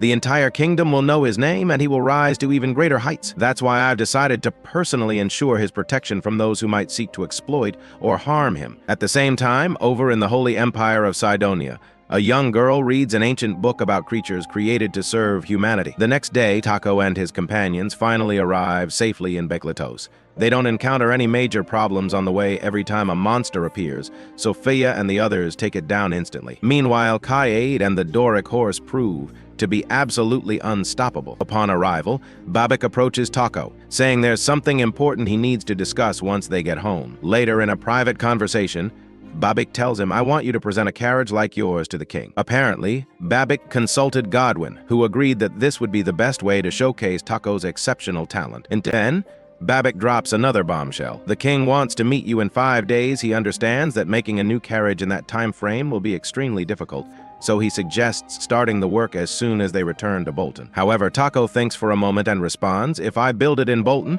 we'll have to transport it all the way here. That's a huge hassle. It would be much easier to build it right here, right now, as long as I have the materials and a proper workspace." So Babik tells Taco to leave everything to him. Later, Taco sits down with his friends and tells them about Balam Company, a slave trading business that Bobik mentioned. The company is run by someone Bobik knows. Sophia responds immediately. I know about them. They're owned by a man named Barton. Even in the capital, Balam is known as a trustworthy establishment. Talk continues, explaining that they have a spacious garden in their isolated facility which could be useful for his needs. Bobik also promised to provide a generator, so power won't be an issue. Sophia, however, is concerned. You need someone to help with production. You exhausted yourself on the trip, and now you're diving straight into work without a break. That's reckless. Taco, smiling, reassures her. I'm not that tired. Actually, I'm excited. We're heading to Balam soon, and I feel good knowing you guys are with me. Sophia, however, remains firm. I can't help with alchemy, but I will dedicate my life to protecting yours. If any danger comes, I'll take care of it. Maria interrupts dramatically. And I'll handle the household chores. Over my dead body, will anyone else do it? Taco, touched by their support, thanks them sincerely. The next morning, Taco heads to Balam, where he meets with the manager. He tells him that he's looking to hire someone as he wants to expand his team. Specifically, he needs an assistant in alchemy. The manager, already aware of Taco's reputation, nods. I've heard about your work alchemy powerful enough to craft a carriage out of mithril and adamantite. You'll need someone with strong magical abilities. Meanwhile, Sophia and Maria are chatting when Maria suddenly realizes something. Hey, have you seen Kaid? She was with Camellia earlier, but now she's gone. Sophia frowns. She mentioned wanting to explore the company's buildings. I hope she didn't get into trouble or worried. Sophia decides to go look for her. As she searches, she finally spots Kaede lying on the ground, and next to her is a young girl screaming at the top of her lungs. Kaede, trying to calm her down, looks up just as Sophia arrives. What are you doing here? Sophia asks, before quickly helping both of them up. And then, Sophia starts talking to Riva, who is holding an old book. She glances at it and says, "This looks like an ancient book." Riva nods. Yes, it's a book from the library. There are a lot of unwanted books on magic here. This one is a comprehensive guide to the basics of alchemy using Arnold's method. She continues explaining, alchemy circles are old-fashioned, but this book is the best way to learn the fundamentals of analysis and synthesis. Just then, Takumi appears, calling out to Sophia. I was just thinking about calling you. I'm on my way to meet a candidate, and I was wondering if you'd like to come with me. Scene change, meeting with the king. The king introduces Riva to Takumi, mentioning that Takumi is a producer in Bolton. Takumi explains, I go on adventures as well, alongside my production work. But I mainly do this to maintain my position.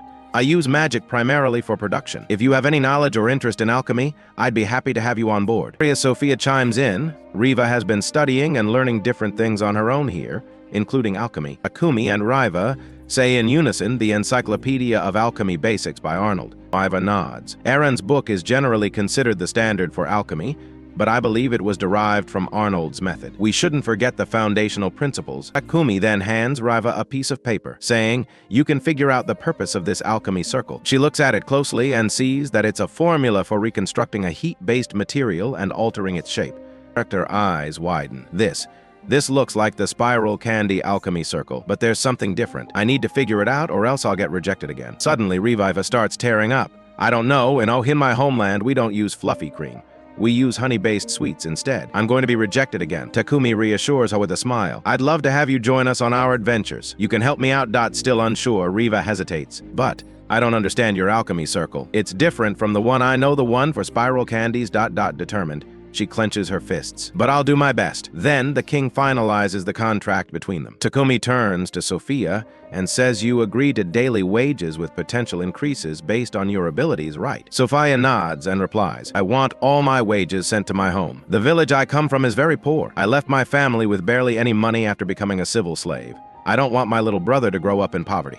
I want him to go to school and for my mother to have an easier life. Takumi looks at her and says, if we send all your money home, you'll remain a slave forever. Sophia responds, with determination, I will learn more skills, including alchemy, under your guidance. One day, I'll be able to earn my living with my own abilities. But for now, I have pledged my service to you for life. The scene shifts as Takumi's friends welcome Sophia warmly, expressing their joy at having her join them. Meanwhile, in the Holy Empire of Sidonia, a man speaks to the king. The stance of the Barcola Kingdom hasn't changed. We've sent 3 official letters, yet they keep responding with the same refusal, as if they're copying the message word for word. The king frowns and responds, then we shall teach them a lesson, even if it requires the use of force. Just then, A young woman steps forward and says it won't be long before our nation summons the heroes. I believe we should avoid any unnecessary actions for the next few months. This is the perfect time to strengthen our faith. We will simply spread a rumor about someone disrespecting the church. Once that happens, the Light Brigade will not let it slide. Our episode today begins with Takumi using his magic to create a carriage, leaving his friend Riva in awe. He tells her that one day she'll be able to craft one herself, as she possesses important qualities that any alchemist needs. Her eyes light up with excitement whenever she sees things being assembled, and Takumi promises to help her advance quickly. Meanwhile, we see Sophia watching them from afar. The next morning, Takumi stands before the completed carriage when an old man approaches and asks whose incredible carriage this is. Takumi replies that it's a gift for His Majesty the King. The old man praises him, calling him Takumi, which surprises Takumi. How does this man know his name? Just then, Takumi's friends arrive and address the old man as His Majesty the King. Takumi is shocked to realize that this man is none other than King Lobos Parcola himself. The king chose to meet Takumi outside rather than in the palace, or a formal meeting room, so he could personally thank him without any formalities. Thanks to Takumi, the royal capital finally found a solution to its sewage problem. Takumi expresses his gratitude for being kept away from Sidonia's line of fire. Later, Takumi and his friends leave the castle, and the king orders his guards that he does not wish to meet anyone for the rest of the day. A few days after returning from the royal capital, Takumi purchases the mansion he had been renting from Babik Company, making it officially his. We then see Takumi sitting with the girls and suggesting increasing their monthly allowance. However, they refuse, telling him they are satisfied with their current situation and do not want any extra money. Meanwhile, in the Holy Empire of Sidonia, a mysterious girl holds the magical device used for purifying Bolton's sewers. She stares at it strangely, leaving us uncertain about her true intentions. Does she plan to do something evil? Back with Takumi, Riva tells him she wants to register with the Adventurers Guild and become an adventurer like Sophia and Maria. She believes it will help her support him as an alchemist and enhance her stats and mana. The receptionist hands her an adventurer's card, making her an official adventurer. Someone asks Takumi, "Won't you give your team a name? Your team is one of the elite squads in the guild. You can't remain nameless forever." Takumi responds that he never intended to be an adventurer in the first place and doesn't plan on naming his team. Suddenly, Barak appears and declares that he will train Takumi to become a true adventurer. He takes him outside and starts drilling him with attacks, repeatedly asking if he has decided on a name yet. Every time Takumi fails to come up with one, Barak strikes him again. Later, Takumi meets up with his female friends and complains that Barak kept hitting him, rejecting every name he came up with. Riva then suggests a name for the team, but it's an extremely long one. Takumi told her that this wouldn't work, so another girl suggested naming the team the Toilets, but Takumi groaned. "When I told him that, he threw me 4 or 5 times!" Maria, frustrated that they still hadn't found a good name, snapped, comparing herself to a toilet, useless except for one basic function. Takumi quickly tried to calm her down. "Relax, Maria. Barak told me to erase any toilet-related ideas from my mind. The name has to be strong." He then turned to Sophia. "Do you have any ideas?" Sophia, already fuming, clenched her fists. "How dare that man do this to you, Takumi?" Her rage burned hotter by the second. "I'm going to teach him a painful lesson." Takumi, alarmed by her murderous intent, waved his hands. Wait! He's just training me, that's all." But even he had to admit, the training was brutal. Meanwhile, in the Sidonia Empire, 10 months ahead of Takumi's current time, fierce sword-fighting training was underway. Warriors clashed in intense duels. Yamato, analyzing tactics and strikes, pushed himself harder, aiming to become even stronger. He turned to his friend, asking if she was concerned about the maid who had been watching them from a distance. She dismissed his worries. "I'm not concerned about anything." Then she left him, heading home, where she muttered to herself about humans, elves, and the various races, how wars had broken out between them in the past. As for our nation, the church summoned us, but we still don't know what our role will be. They keep telling us we're here for world peace. But what are they really trying to make us do? Maybe the truth will reveal itself later. Back with Takumi, he handed a special ring to Riva, the new alchemist girl. "This is a spell activation ring," he explained. "And this staff, it's not just any staff. It's wrapped in an extremely rare mithril alloy. You need proper equipment if we're going to fight villains." Riva's eyes sparkled as she thanked him profusely. Just then, Kaede stormed in, looking furious. Before she could explode, Takumi handed her a weapon. Her anger vanished in an instant, replaced by excitement. "I knew you'd need one." Takumi smirked. "This is the perfect weapon for you since you fight using your threads. I asked Riva to help me craft it." Katie beamed with gratitude. "Thank you so much." Later, Takumi returned to training, where Barack Obama was putting him through sheer hell. The man slammed him left and right, tossing him to the ground like a rag doll. Takumi, barely clinging to consciousness, thought to himself, "At this rate, Sophia is going to lose her mind and pick a fight with that giant." But she didn't attack. Instead, Sophia crossed her arms and said, "Takumi, your defense is full of holes. It's seriously weak. You need to focus way more. The Guildmaster's attacks were hitting your weak points directly." After that, they headed to the guild. At the reception desk, a young man asked Takumi, "Are you interested in taking on an escort mission?" Takumi, still exhausted from the brutal training, barely processed the question. Barack Obama, standing beside him, gave him a firm pat on the back. "It's a great idea. If you succeed, your rank will go up." The mission involved transporting goods to the town of Kelebos using the cart Takumi had built. The round trip would take 4 days, 2 days there, 2 days back. The request had come from the Babik Trading Company. Takumi agreed, seeing it as a valuable opportunity. The next day, the group set out, with Kaide and her swift horse leading the way. Takumi and the merchant rode behind them, chatting along the road. "Thank you for accepting this request," the merchant said. "Now I can travel safely.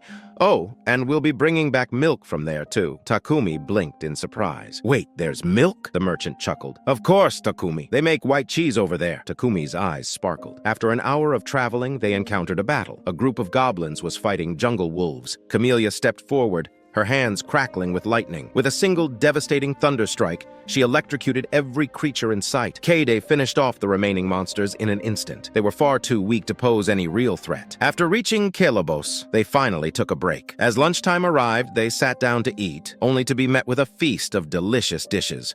One bite in, and their faces lit up with delight. Overjoyed, Takumi decided he had to buy milk and cheese before heading home. Fortunately, the town's market stayed open late into the night. That evening, as they gathered for dinner, Takumi took another bite and sighed in satisfaction. The food was just as amazing as lunch. As he ate, a thought struck him. "It's only been a few months since I arrived in this world. Yet it feels like years. I never want to go back to my old life. This world is amazing, and it's all because of the milk and cheese." Then he turned to Sophia. "Hey, do they have rice here?" Sophia tilted her head.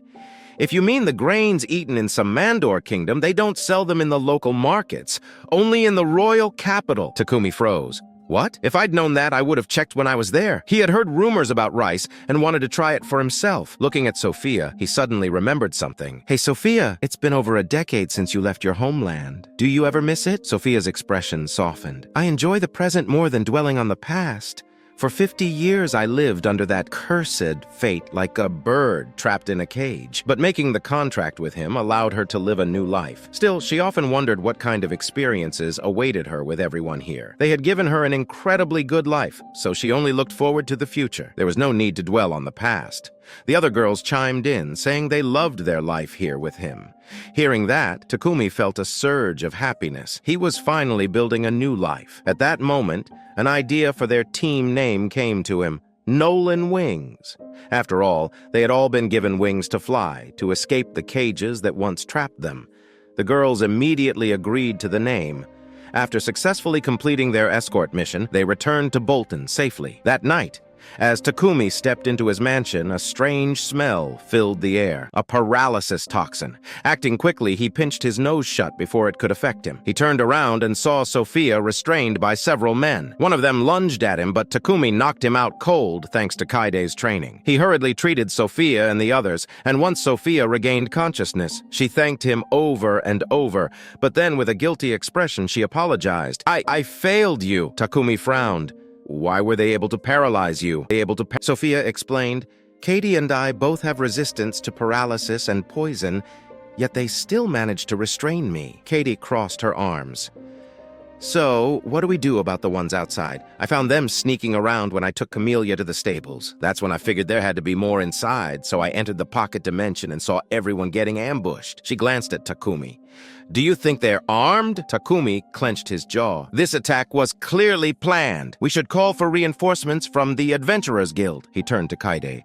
"Go to the guild and bring Barack here." Kaide nodded and vanished into the night. Moments later, Barack arrived, surveying the scene. He let out a deep sigh. "This is bad. We need to report this to the governor immediately." This could be the start of a serious disaster. And that wraps up today's episode. If you enjoyed the video, don't forget to smash that like button, subscribe to the channel, and hit the notification bell. Our episode begins with Takumi in a meeting with Goodwin and his companions. Goodwin informs him that the thieves who broke into Lord Iroma's house last night were actually a squad from the Divine Light. They execute anyone they consider a heretic against the teachings of the Church of the Divine Light. They are extremely radical and were sent by the Holy Empire of Cydonia. Their true goal wasn't theft, it was to take Takumi's head. It seems the reason for the attack was the purification magic tool invented by Lord Iroma. Takumi realizes this makes sense since light magic has been heavily used lately. He suggests going to another town to hide, but Goodwin advises him to stay in Bolton, as it will be much safer for him there than anywhere else. They will provide him with full support and protection and increase the number of city guards to monitor who enters and leaves. RX states that the priority right now is Takumi's safety when he goes on adventures. Takumi asks him to stop adventuring for a while due to the current dangerous situation. However, Barak refuses, saying that his party is one of the top 5 in the entire town. Sophia reassures Takumi not to worry, she will protect him even if it costs her life. Barak also promises to grant him many skills so he can overcome his enemies with ease. Takumi then leaves with Sophia and Barak, realizing that he is now a target of Sidonia's Church of the Divine Light. He recalls the night he was attacked and how it put Sophia, Maria, and Reviva's lives in danger. Upon arriving at the guild, Takumi informs the receptionist that he has chosen a name for his party, Nolan's Wings. The receptionist tells him that rumors of the attack on him have spread, and there is now a large bounty on his head, and some adventurers may try to deceive the guild and accept morally questionable missions for money. Later that night, Takumi and his female companions have dinner together. He tells them what the receptionist said and apologizes for putting them in danger. However, they insist that he must never say such things. They are friends and will protect each other. Everyone is ready to fight. Takumi then shares an idea. He is thinking of creating an improved magic tool to set up a magical barrier around the mansion, preventing anyone who isn't registered from entering. However, the only time they would be vulnerable is when they leave for adventuring missions, and Sophia suggests that they should find an attacker or a tank immediately. Some adventurers work alone, but forming strong bonds with someone right away would be difficult. She proposes searching through the Mulan Company instead. Takumi agrees, noting that recruiting someone using a magic contract is the safest option. The next morning, as Takumi and his friend prepare to create the magic tool, Sophia arrives and asks to join them to learn more about magical tools. Takumi assigns her a task engraving alchemical circles onto metal plates. Sophia and Riva take on the first task and begin engraving. Once they finish, Takumi applies the magical substance onto the plates. Meanwhile, the Spider Girl is training the horse, Camellia, for battle, determined to make her stronger. She tells Camellia, "We will never lose to a mere golem." Riva then asks Takumi whether golems fall under the field of alchemy. He confirms that they do, explaining that while the magic circle engraved in their control cores is incredibly complex, he hasn't attempted to experiment with such things yet. His mana control skill isn't high enough. He then activates the engraved plates with his magic once placed around the mansion. They will prevent strangers from entering. Meanwhile, in the Holy Empire of Cydonia, 2 guards inform the king that the Divine Light Squad has been captured before they could even commit suicide. The king asks if a contract spell was used on them. The guard responds that it is likely the attackers discovered that the assault was orchestrated by believers from the Church of the Divine Light. The princess suggests cutting ties with the kingdom of Barcola and forming their own plan. Another guard reports that they failed to analyze the magic circle they discovered in the ruins. However, based on an explanation found in an old tome, it could be related to an activation ritual for a summoning spell. The king asks when they will be ready to proceed with the plan. Homer responds that it will take 2 to 3 months to gather the required mana. Back with Takumi and his friends, he struggles to use his magic on the tool. The Spider Girl asks why he is so determined to obtain a golem. He explains that having a golem would increase their security. However, he still needs to improve his spell control level before he can successfully tame one. Later, Sophia informs Takumi that stray stone golems have been spotted in the western region, near Horus. Additionally, there is a Dimas near the forest. Takumi suggests entering Dimas and facing the iron golem. We then see the group traveling to the rocky plains west of the Forest of Death. Upon arrival, they spot a massive golem and are astonished by its sheer size. Sophia identifies it as a ruins guardian and warns them that, to defeat it, they must aim for the magic stone in its chest. And also, the control core is at its center. Destroying it would be equivalent to killing the golem. However, Takumi prefers not to kill it. At that moment, the golem nearly detects them with its glowing eyes, but they quickly hide. Sophia whispers, "This thing is way too dangerous. We should just ignore it." But Takumi has a different idea. If it's that dangerous, that means it would be even more valuable as an ally in the future. Without hesitation, Takumi dashes forward and stands right in front of the golem. The others immediately surround him, ready for battle. But he raises a hand and says, "Wait, don't aim at it. I think this might be easier than we think. I also feel like I can connect with it somehow." Quickly, the golem steps closer and closer, looming over Takumi. Its massive face inches toward him. He's terrified, trembling with fear, but he doesn't sense any hostility. Takumi takes a deep breath and attempts to tame it, and to everyone's shock, he succeeds effortlessly. He can hardly believe it himself, and the others are equally stunned by how easy it was. The golem is now their new ally. Takumi thinks for a moment, and then decides on a named Titan after the giant from a legend he once knew. The team welcomes their newest companion. Titan then gestures toward Takumi, as if asking for a more flexible body, one that would allow it to move more easily. Yusuf warns that's risky. If we walk into town with him like this, it'll cause a huge commotion. Tomi ponders for a moment. "I'll use dimensional compression," but before he can act, Titan suddenly collapses, or at least, that's what it looks like. He hasn't actually fallen. Instead, he's shrinking. This is one of his abilities. Titan is no longer a towering giant. Meanwhile, in the Holy Empire of Cydonia, the soldiers are training hard. Akane, one of the officers, spots two men slacking off and flirting with some women. "Seriously? Don't you guys have any shame? This isn't the time for fooling around," she scolds them. One of them smirks and says, "Oh, what's wrong, Akane? Are you jealous?" Okira teases her, trying to get a reaction, but she just huffs and walks away. Back to Takumi, he's deep in thought, figuring out how to give Titan a new, more flexible body. He's putting all his effort into reconstructing him, determined to make it happen. Sako speaks to the girls first and tells them that if they stay with him, they will be in great danger, so he intends to break their contracts. Each of them should follow their own path. He doesn't want to put them all at risk because he cares about them. Sophia gets angry and asks him how long he has been planning this. He tells her since the first time they were attacked when she was with him. They ask him why he is doing this and who will protect him now. He tells them that, fortunately, he was able to tame Titan, and as for Maple and Camellia, they are just pets, so they will stay with him in the same way. But as for the three of them, he hopes they will live a safer and more peaceful life. And he thanks them for everything and says he will pay them a large sum, all the wages they have earned so far, so they can live in luxury and comfort. As for Riva, he will send a good amount of money to her home so her family can live in peace. That everyone starts crying and tells him that's not what they meant. Takoko continues and says that he may have called it a large sum, but they can consider it severance pay. At this point, Sophia speaks up and tells him she cannot accept this. Maria, on the other hand, is extremely angry and tells him that if he plans to break their contracts, he must face her first. She raises her weapon at him and shouts that he is an idiot for always putting them before himself. He tells him that they will never leave him and starts crying intensely, making everyone else cry as well. She continues, saying that if they were truly dear to him, they would stand by his side no matter what. They are his wings, and if he loses his wings, he will never be able to fly again. Sophia then speaks again and tells him that this is the most ridiculous thing they have ever heard, and he should never speak such nonsense again. Tako begins to cry as he remembers the past.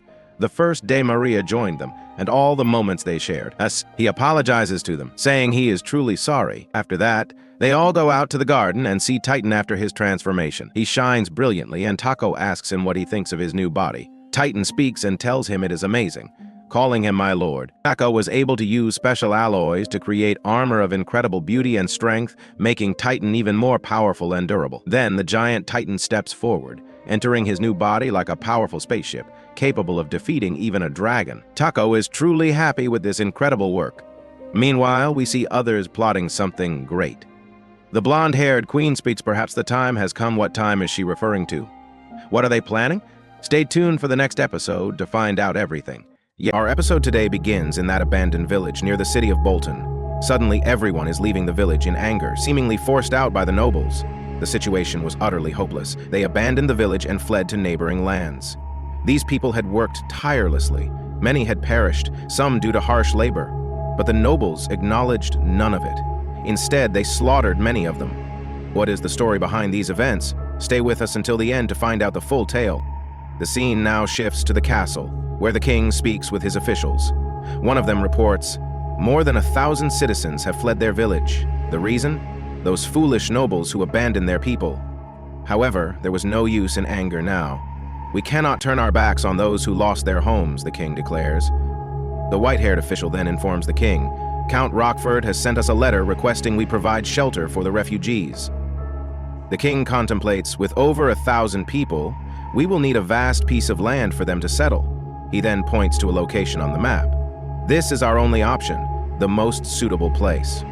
But there's a major problem. Monsters run rampant in that land, making it incredibly difficult to cultivate. However, there was no other choice. Only one person could solve this crisis. Yes, Takumi. The scene now shifts to Takumi and his incredibly strong group. He had long wanted to challenge a dungeon, and among the many available, they entered an A-rank dungeon, ranked as the second most difficult in the region. The Forest of the Beast King. It was a vast and mysterious place, resembling a forest with an open sky despite being underground. The monsters within were noticeably stronger than those outside, and they were numerous. Maple, the intelligent spider, was carefully tracking the monsters' movements, even though visibility was poor. Meanwhile, Titan was unmatched in absorbing the monsters' attacks. One by one, they defeated the floor bosses and obtained the treasures and tools hidden in the chests. After an entire day, they finally reached the last floor. Excitement filled the air. At that moment, a trap was triggered. Takumi accidentally stepped on a stone in the ground, and suddenly, a massive boulder came rolling toward them. The group ran for their lives. They pressed forward until they reached an eerily strange place. Perhaps they had been lured there? Moments later, their worst fear materialized. The dungeon's final boss had appeared.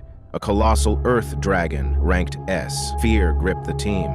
The dragon attacked immediately. Takumi shouted orders. Maple, Titan, stop its tail from moving. The two swiftly followed his command. Meanwhile, Sophie delivered a powerful blow. Everyone fought in unison, launching relentless attacks one after the other. Then Titan unleashes a blazing yellow light, causing a massive explosion that shakes the entire dungeon. However, the Earth Dragon is still alive. Instead of being destroyed, it absorbs the energy and retaliates with a devastating strike, slamming Titan into the ground. At that moment, Sophie analyzes the situation and discovers the dragon's weak point, its wings. Without hesitation, she summons Camellia, who charges forward and rams into the dragon's wing with full force. Takumi seizes the opportunity, dashing forward and thrusting his sword deep into the dragon's mouth.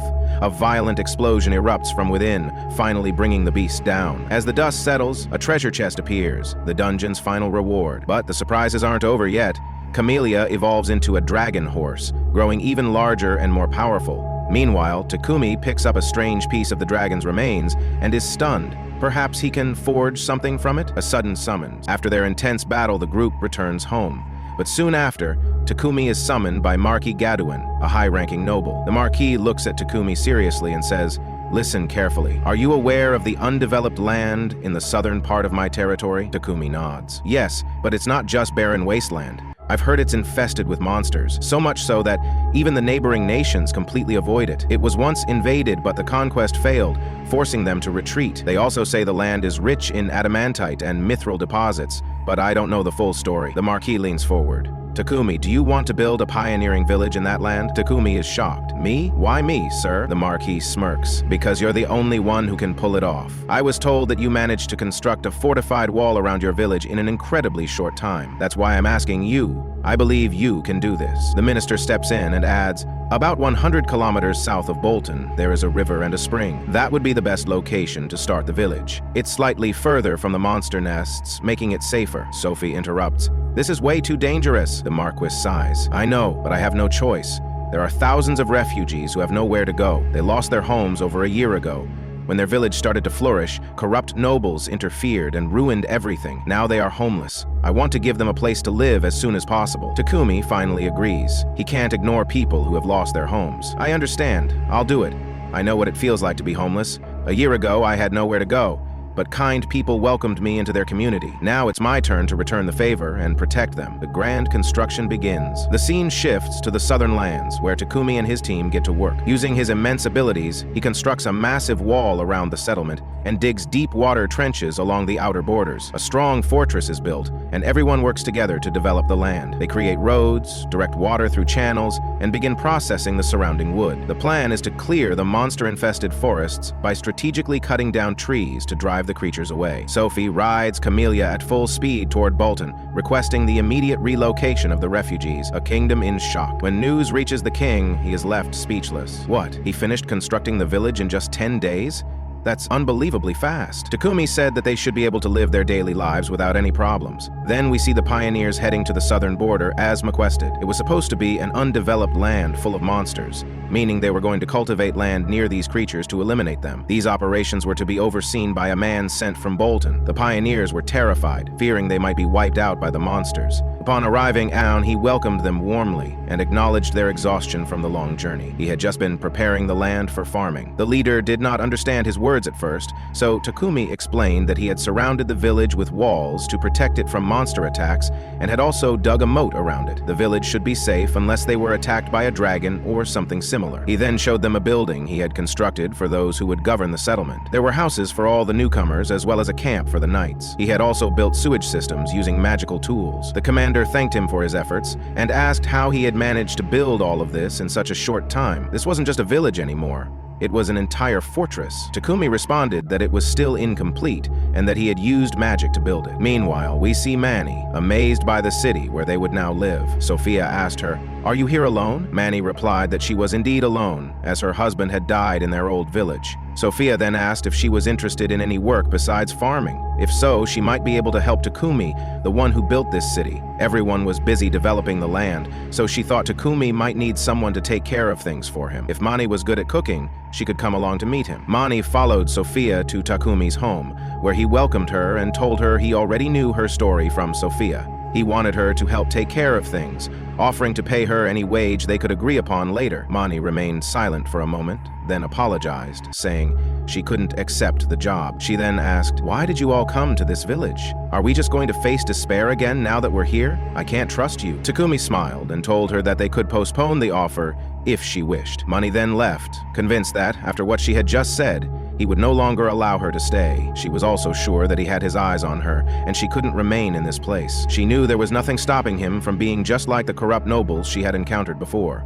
She didn't want to relive that experience, feeling frustrated by her own helplessness. Suddenly, she sensed something around her. At the same moment, urgent news reached Akuzi. There were many monsters approaching. He immediately ordered his men to raise all the drawbridges and seal the village. He then commanded Captain Daron to have his knights ensure the villagers' safety. No monster would be able to breach these walls. Then they prepared to deal with the monsters outside. As the walls were being raised, Manny was still outside the village. She ran as fast as she could to reach the entrance before it closed. Meanwhile, the villagers inside started to panic when they realized she was missing.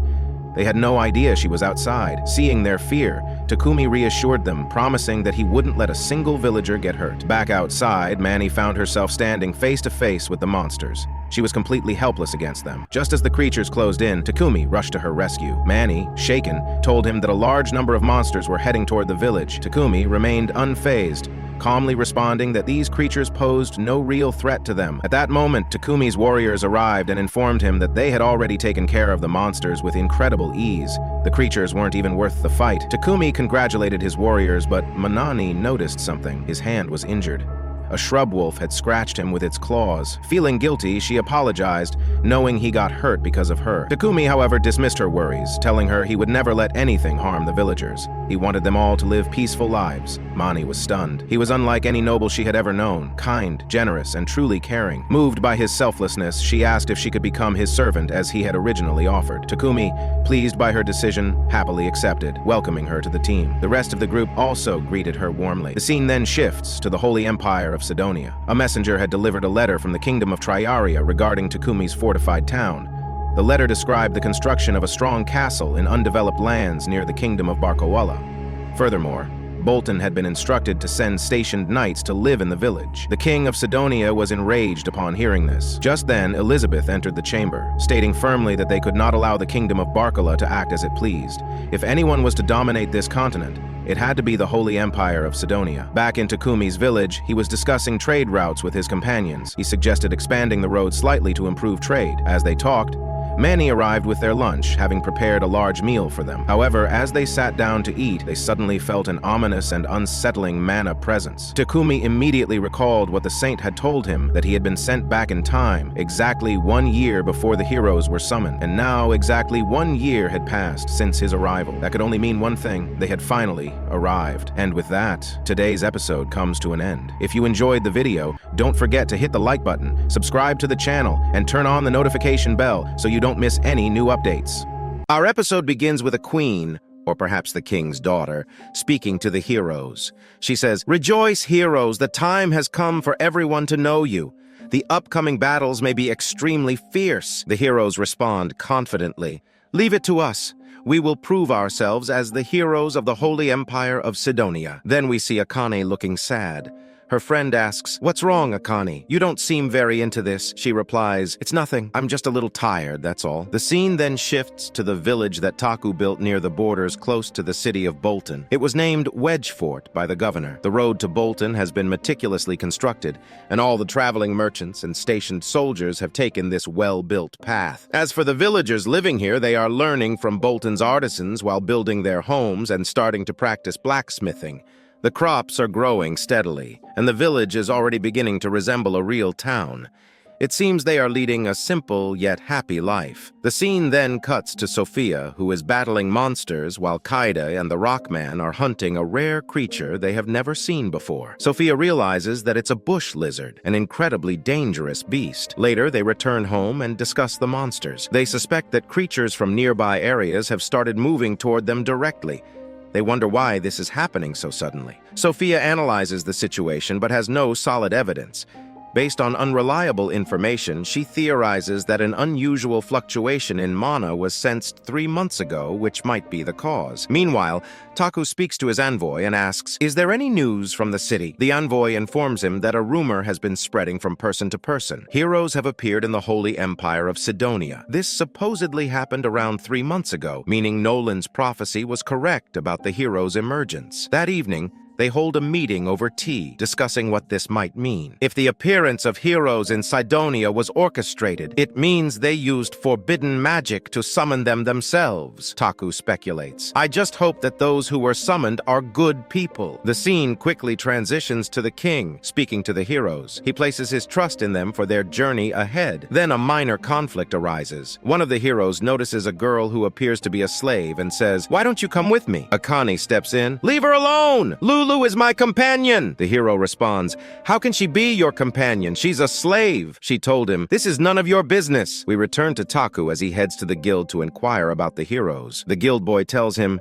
"We've heard that there are 2 young men and a small woman, all with black hair and black eyes, who have become the heroes. According to the rumors, they are not fakes. They possess real combat abilities and train day and night." Then he shifts the conversation. "But let's get to the main topic. The Babak company has requested that your group escort them to the royal capital." Taku agrees to the offer, then heads home to prepare for the journey. Maria suggests bringing the maid along so she won't be left alone. Sophia also chimes in, "Yes, Taku, I understand Mani's feelings." Mani then tries to persuade him, "I can use supernatural abilities too. Please take me with you." Faced with her teary-eyed plea, Taku gives in. However, he tells her that she must work with Maria or Riva, but first, he must register her at the guild. Meanwhile, the heroes are traveling in a carriage heading to hunt monsters, but they're quite frustrated. The road is full of bumps.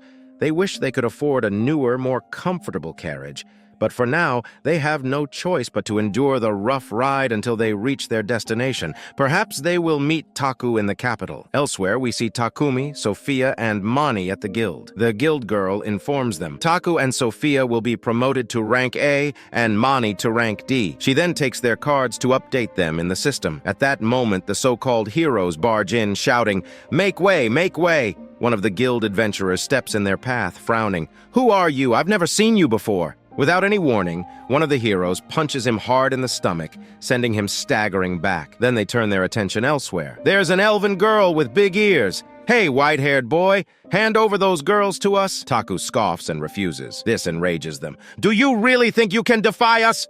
Akane steps in, scolding them sharply. Enough! You guys have no manners, no sense of decency. Stop embarrassing yourselves! But they ignore her. One of them draws his sword against Takumi. Taku's eyes darken with anger. In an instant, he activates his skills and shatters the hero's sword effortlessly. The so-called hero stares in disbelief. The other one tries to attack, but Taku grabs him and slams him into the ground.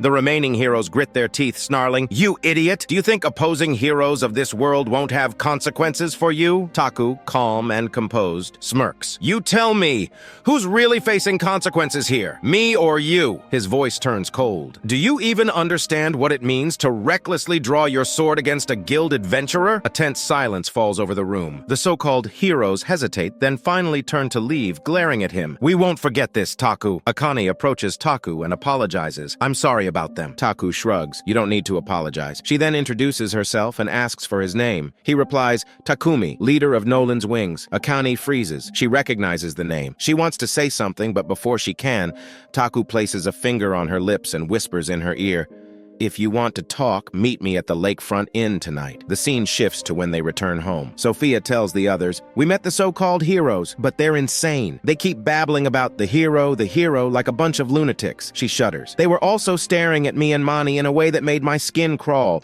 It was as if they wanted to." She doesn't finish the sentence, but her meaning is clear. The woman with them, though, seemed decent. Meanwhile, Akane tries to reach the Lakefront Inn, but she realizes someone is following her. We then see Akane and her assistant in disguise, running from unknown pursuers. Their enemies are out for blood. Just as they are about to be caught, Sophia appears, swiftly eliminating their attackers. "The inn Takumi is staying at is just past this alley," she tells Akane before leading them there. Inside the inn, Akane thanks Sophia for saving her, then turns to Taku, finally asking, "Are you a descendant of the Japanese person who was summoned here?" Taku's expression darkens. "I can't let this information leak to Sidonia." Akane swears that she won't tell anyone. After a moment of hesitation, Taku finally admits it. "Yes, I'm Japanese, just like you, and my presence here is directly tied to all of this." Nobody understands what he means. Realizing there's no point in hiding it anymore, Taku decides to explain everything. Meanwhile, we see the so-called heroes discussing Akane and her assistant. They disappeared without a trace. We should cancel our trip to Romalia and return to Sidonia instead.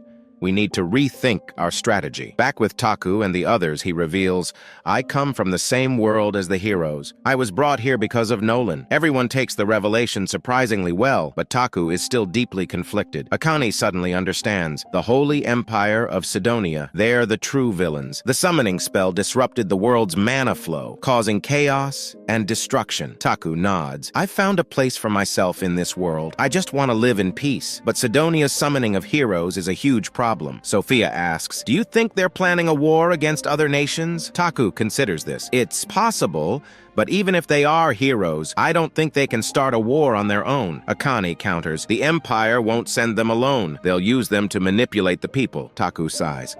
"That makes sense. If this expands the influence of the Church of Light, it could put us in even greater danger." Akane looks down, guilt-ridden. "I'm sorry. I've dragged you all into this." Takumi replied, "We have all fallen victim to this, but I need to understand why your friends are acting this way." Akane answered, "Akira and Yamato weren't like this at first. Ever since we arrived here, their personalities changed drastically." Sophia asked, "Do you think something happened to them? Maybe they should have focused on securing food and water first." Akane shook her head. "I never trusted Sidonia from the beginning, so I always used purification magic before eating or drinking anything. But those two prioritized their sword skills over everything else and neglected leveling up their light magic." Takumi's expression darkened. "That means there's a strong possibility that their food and water were drugged. Their minds were manipulated." Akane pleaded desperately, "Please save me, my assistant, and Lulu. We've been waiting for any chance to escape, even if it means fleeing to another country." Takumi sighed. "Even if you flee, they'll hunt you down. And that collar Lulu wears, it's proof of a contract binding her." With a flick of his hand, he cast a dispel magic spell, breaking the collar. Lulu stared at the broken collar in disbelief, then looked down, sadness washing over her face. I have nowhere to go, but I don't want to leave Lady Akane," she said, tears welling up. Akane gently smiled at her. "You'll always be with me, Lulu, but not as a slave. From now on, you're my friend." Takumi nodded. All right, we're heading to my estate in Bolton. I can't just abandon my fellow countrymen. Akane hesitated. I don't want to cause trouble for you. Takumi crossed his arms. It's already decided. We need to get out of the royal capital as soon as possible. With that, they set off for Takumi's mansion. When they arrived, he prepared a meal for everyone. As soon as Akane took a bite, she burst into tears. The girls panicked. Did it taste bad? We're so sorry. Akane shook her head, sobbing. No, it's delicious. I thought I'd never get to eat real food again. Takumi watched her, realizing just how much she had been holding in since arriving in this world. Finally, she could relax. Meanwhile, in Sidonia, monsters began attacking the town. Back at Takumi's estate, he spoke to his friend Riva. Tomorrow, I'll speak with the king through the governor about Akane and Lulu. They'll be safe here for now. He then sent Riva to gather Sophia and the others. Once they all assembled, he looked at them seriously. From this moment on, I'm dissolving all contracts with you. Sophia's eyes widened in shock. Why? You're just abandoning us? Takumi shook his head. No, this is different. I don't want you by my side as servants. I want you to stay as my family. The room fell silent. A year ago, I met Sophia and Maria. 6 months ago, I met Riva and Mani. You've all done so much for me. I'm grateful. That's why I don't need a contract between us anymore. What we have is a stronger bond, one that doesn't require conditions or orders. With that, he used dispel magic to dissolve their contracts. He smiled at them. I'm glad you're all here with me. The next morning, Takumi was about to start his daily work when an emergency summons arrived from the guild. All adventurers ranked B and above must gather at the guild immediately. Takumi's expression hardened. Looks like something serious is going down. And with that, today's episode comes to an end. If you enjoyed the video, hit that like button and don't forget to subscribe. Turn on notifications so you never miss an update. Today's episode begins with Taku and Sophia heading to the Lionfang Guild. Upon meeting the guild master, he informs them of a critical situation. A horde of monsters is charging toward the town of Vidfort. Rumors say they were either lured there or something is drawing them in due to the presence of people in Vigfort.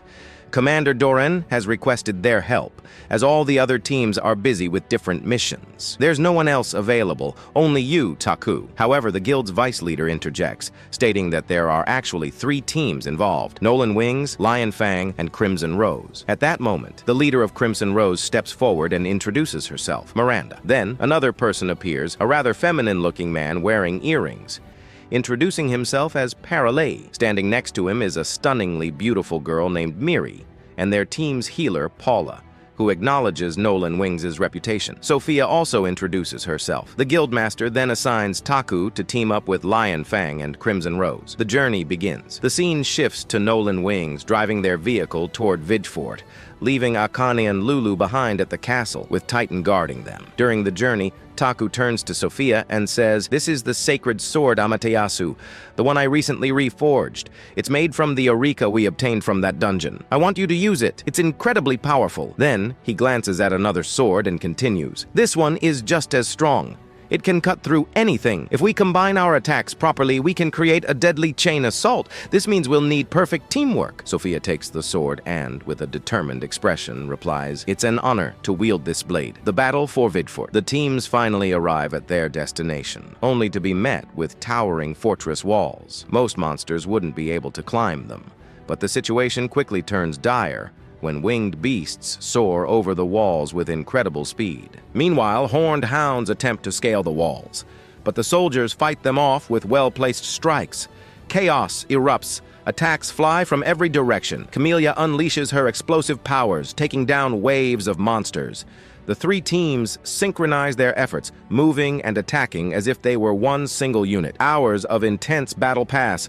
Everyone is exhausted, but thanks to their determination, they finally defeat the invading monsters. A strange turn of events. Just when they think it's over, a massive wave of monsters suddenly retreats toward the forest. Something feels off. They aren't just running away, they're moving together, as if following a command. Taku narrows his eyes and thinks aloud, "This isn't random. There's a leader among them. Someone or something is guiding them." Then, a chilling realization hits him. When Lady Dunya summoned the heroes months ago, the mana in the world fluctuated wildly. Could it be that this massive surge in mana caused certain monsters to evolve? What does this all mean? Who is behind the mysterious monster army Stay tuned until the end to find out. The scene now shifts to the Holy Empire of Dunya, where news spreads about the rampaging monsters attacking the fortress near the Kingdom of Barakola. A high-ranking official rushes into the throne room, addressing the king with urgency. Your Majesty, I have received a report stating that the number of monsters is enough to wipe out an entire nation. This threat is unavoidable. It could shift the balance of power between the kingdoms. The king sits in deep thought. Then a sinister idea crosses his mind. We should support these creatures. This is an opportunity we must seize. Without hesitation, he orders, "Prepare the troops for deployment. The moment I give the command, they must move out." But then his daughter speaks up. "Father, why not use this chance to weaken the kingdoms allied with Barakola?" The king's eyes narrow. "You mean the kingdom of Samandor?" She nods. "If we strike them now, they won't be able to support Barakola when the time comes. We must take the initiative, and we'll do it using our greatest warriors." Back at the fortress, the scene shifts again. Injured soldiers lie scattered across the stronghold, receiving medical attention. From the top of the fortress, Sophia surveys the area. Her heart sinks. There are far more wounded than I expected. At that moment, her friend approaches, carrying a meal. But as she gets closer, she notices Sophia's somber expression. "What's wrong?" Sophia sighs. "I'm really worried about Takumi. He's giving away every single healing potion we have to the wounded. We don't have any left in storage. Even the last batch was handed over to Babbitt Corporation days ago, and we haven't had time to start on a new supply." She then recalls a past conversation with Takumi. "Healing potions are meaningless if they aren't used, Sophia. At least keep some for yourself, Takumi. If the monsters attack, you need to have enough to survive. I only need one. As long as I manage my stamina wisely, I'll be fine. What matters is saving as many lives as possible." His words echoed in her mind. "I'm not afraid for myself. I'm afraid for everyone else." She clenches her fists. That's who Takumi is. A man who puts others before himself. She then recalls another moment. Takumi organizing the evacuation. "Gather the children in one place and make sure they don't leave. Riva, Mani, and Kolg, your job is to protect them." The final stand. Suddenly, chaos erupts in the forest. The monsters go berserk. The tension rises. Everyone stands ready. This is it! Their powers flare up. An all-out battle is about to begin. Camellia shouts the order, "Unleash everything! Kill them all!" The teams prepare. Weapons drawn. The battle for survival is about to begin. Stay tuned for the ultimate showdown. The team advances into the forest only to find monstrous creatures already waiting for them. Without hesitation, Camellia commands the attack. Go all out. No holding back. The battlefield erupts into chaos. Swords clash. Spells ignite and bodies collide. Everyone fights with full force, slashing down creatures left, right, above, below, on the ground, and even in the air. The Crimson Rose takes the right flank. Takumi's group secures the left flank. Meanwhile, giant, lizard-like creatures try to scale the trees, but Kaide is waiting for them. Not so fast! She cuts them down before they can even advance. Sophia's deadly encounter. Amidst the chaos, Sophia charges forward, unleashing her full tornado slash. But something is wrong. The monsters keep increasing without stopping. And then suddenly, the creatures retreat. A deafening roar shakes the battlefield. A massive, terrifying beast emerges from the shadows. What the hell is that? A monstrous creature with two enormous heads steps forward, crushing the smaller beasts underfoot. Then it breathes fire directly at Sophia. She barely dodges in time. This thing... it must be their leader! With a single swing of its tail, the beast smashes into Sophia, sending her flying. As she tumbles through the air, the monster prepares for the finishing blow. Just as it's about to strike, Takumi swoops in at the last second. Damn it! I wish Titan was here! The final rescue, realizing they can't overpower it directly. Sophia lures the beast away, running at full speed, but then a giant lizard leaps at her from behind. Wham! It slams her into the ground. Her sword flies out of her hand. The situation has escalated to its worst. At the very last moment, the rest of the team launches a combined attack, saving her just in time. The fight isn't over yet. Takumi's final strike. As Sophia falls to the ground, injured, Takumi rushes toward the dragon. "Bull hammer!" He chants the spell, but Sophia forces herself up, helping him power it up. Then, with a determined glare, Takumi takes Sophia's sword. Pouring every last drop of his mana into the blade, he leaps forward. Slash! The dragon lets out a deafening roar before collapsing, lifeless. The aftermath. With the battle over, Takumi immediately tends to Sophia's injuries. But his frustration explodes.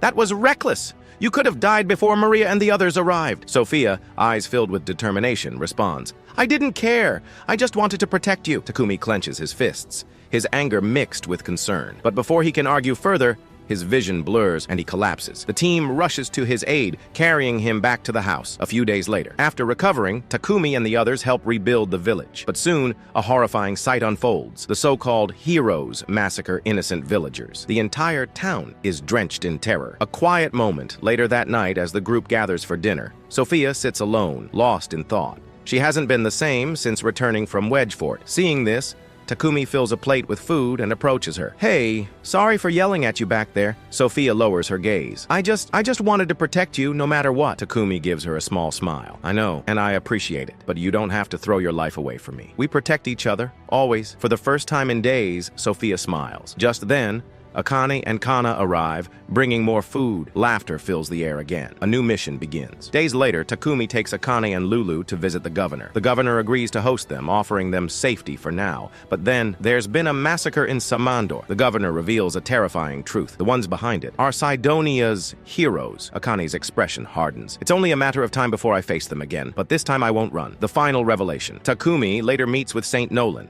There's a reason you were sent back a year before the hero's summoning. Takumi, confused, asks, why does Sidonia's fate keep intertwining with mine? Nolan smiles softly. That's up to you. Protect what's dear to you, no matter what. You have the power to shape your own future, Takumi. Then, with a playful grin, she adds, also, got any sweets? Takumi chuckles and hands her a handful of candy. She lights up with joy. Midgard's fate won't be easy to change, but you're our only hope. Become the greatest alchemist this world has ever seen. The end. For now. That's it for this anime. If you enjoyed the video, hit like, subscribe, and don't forget to turn on notifications. Beep fire.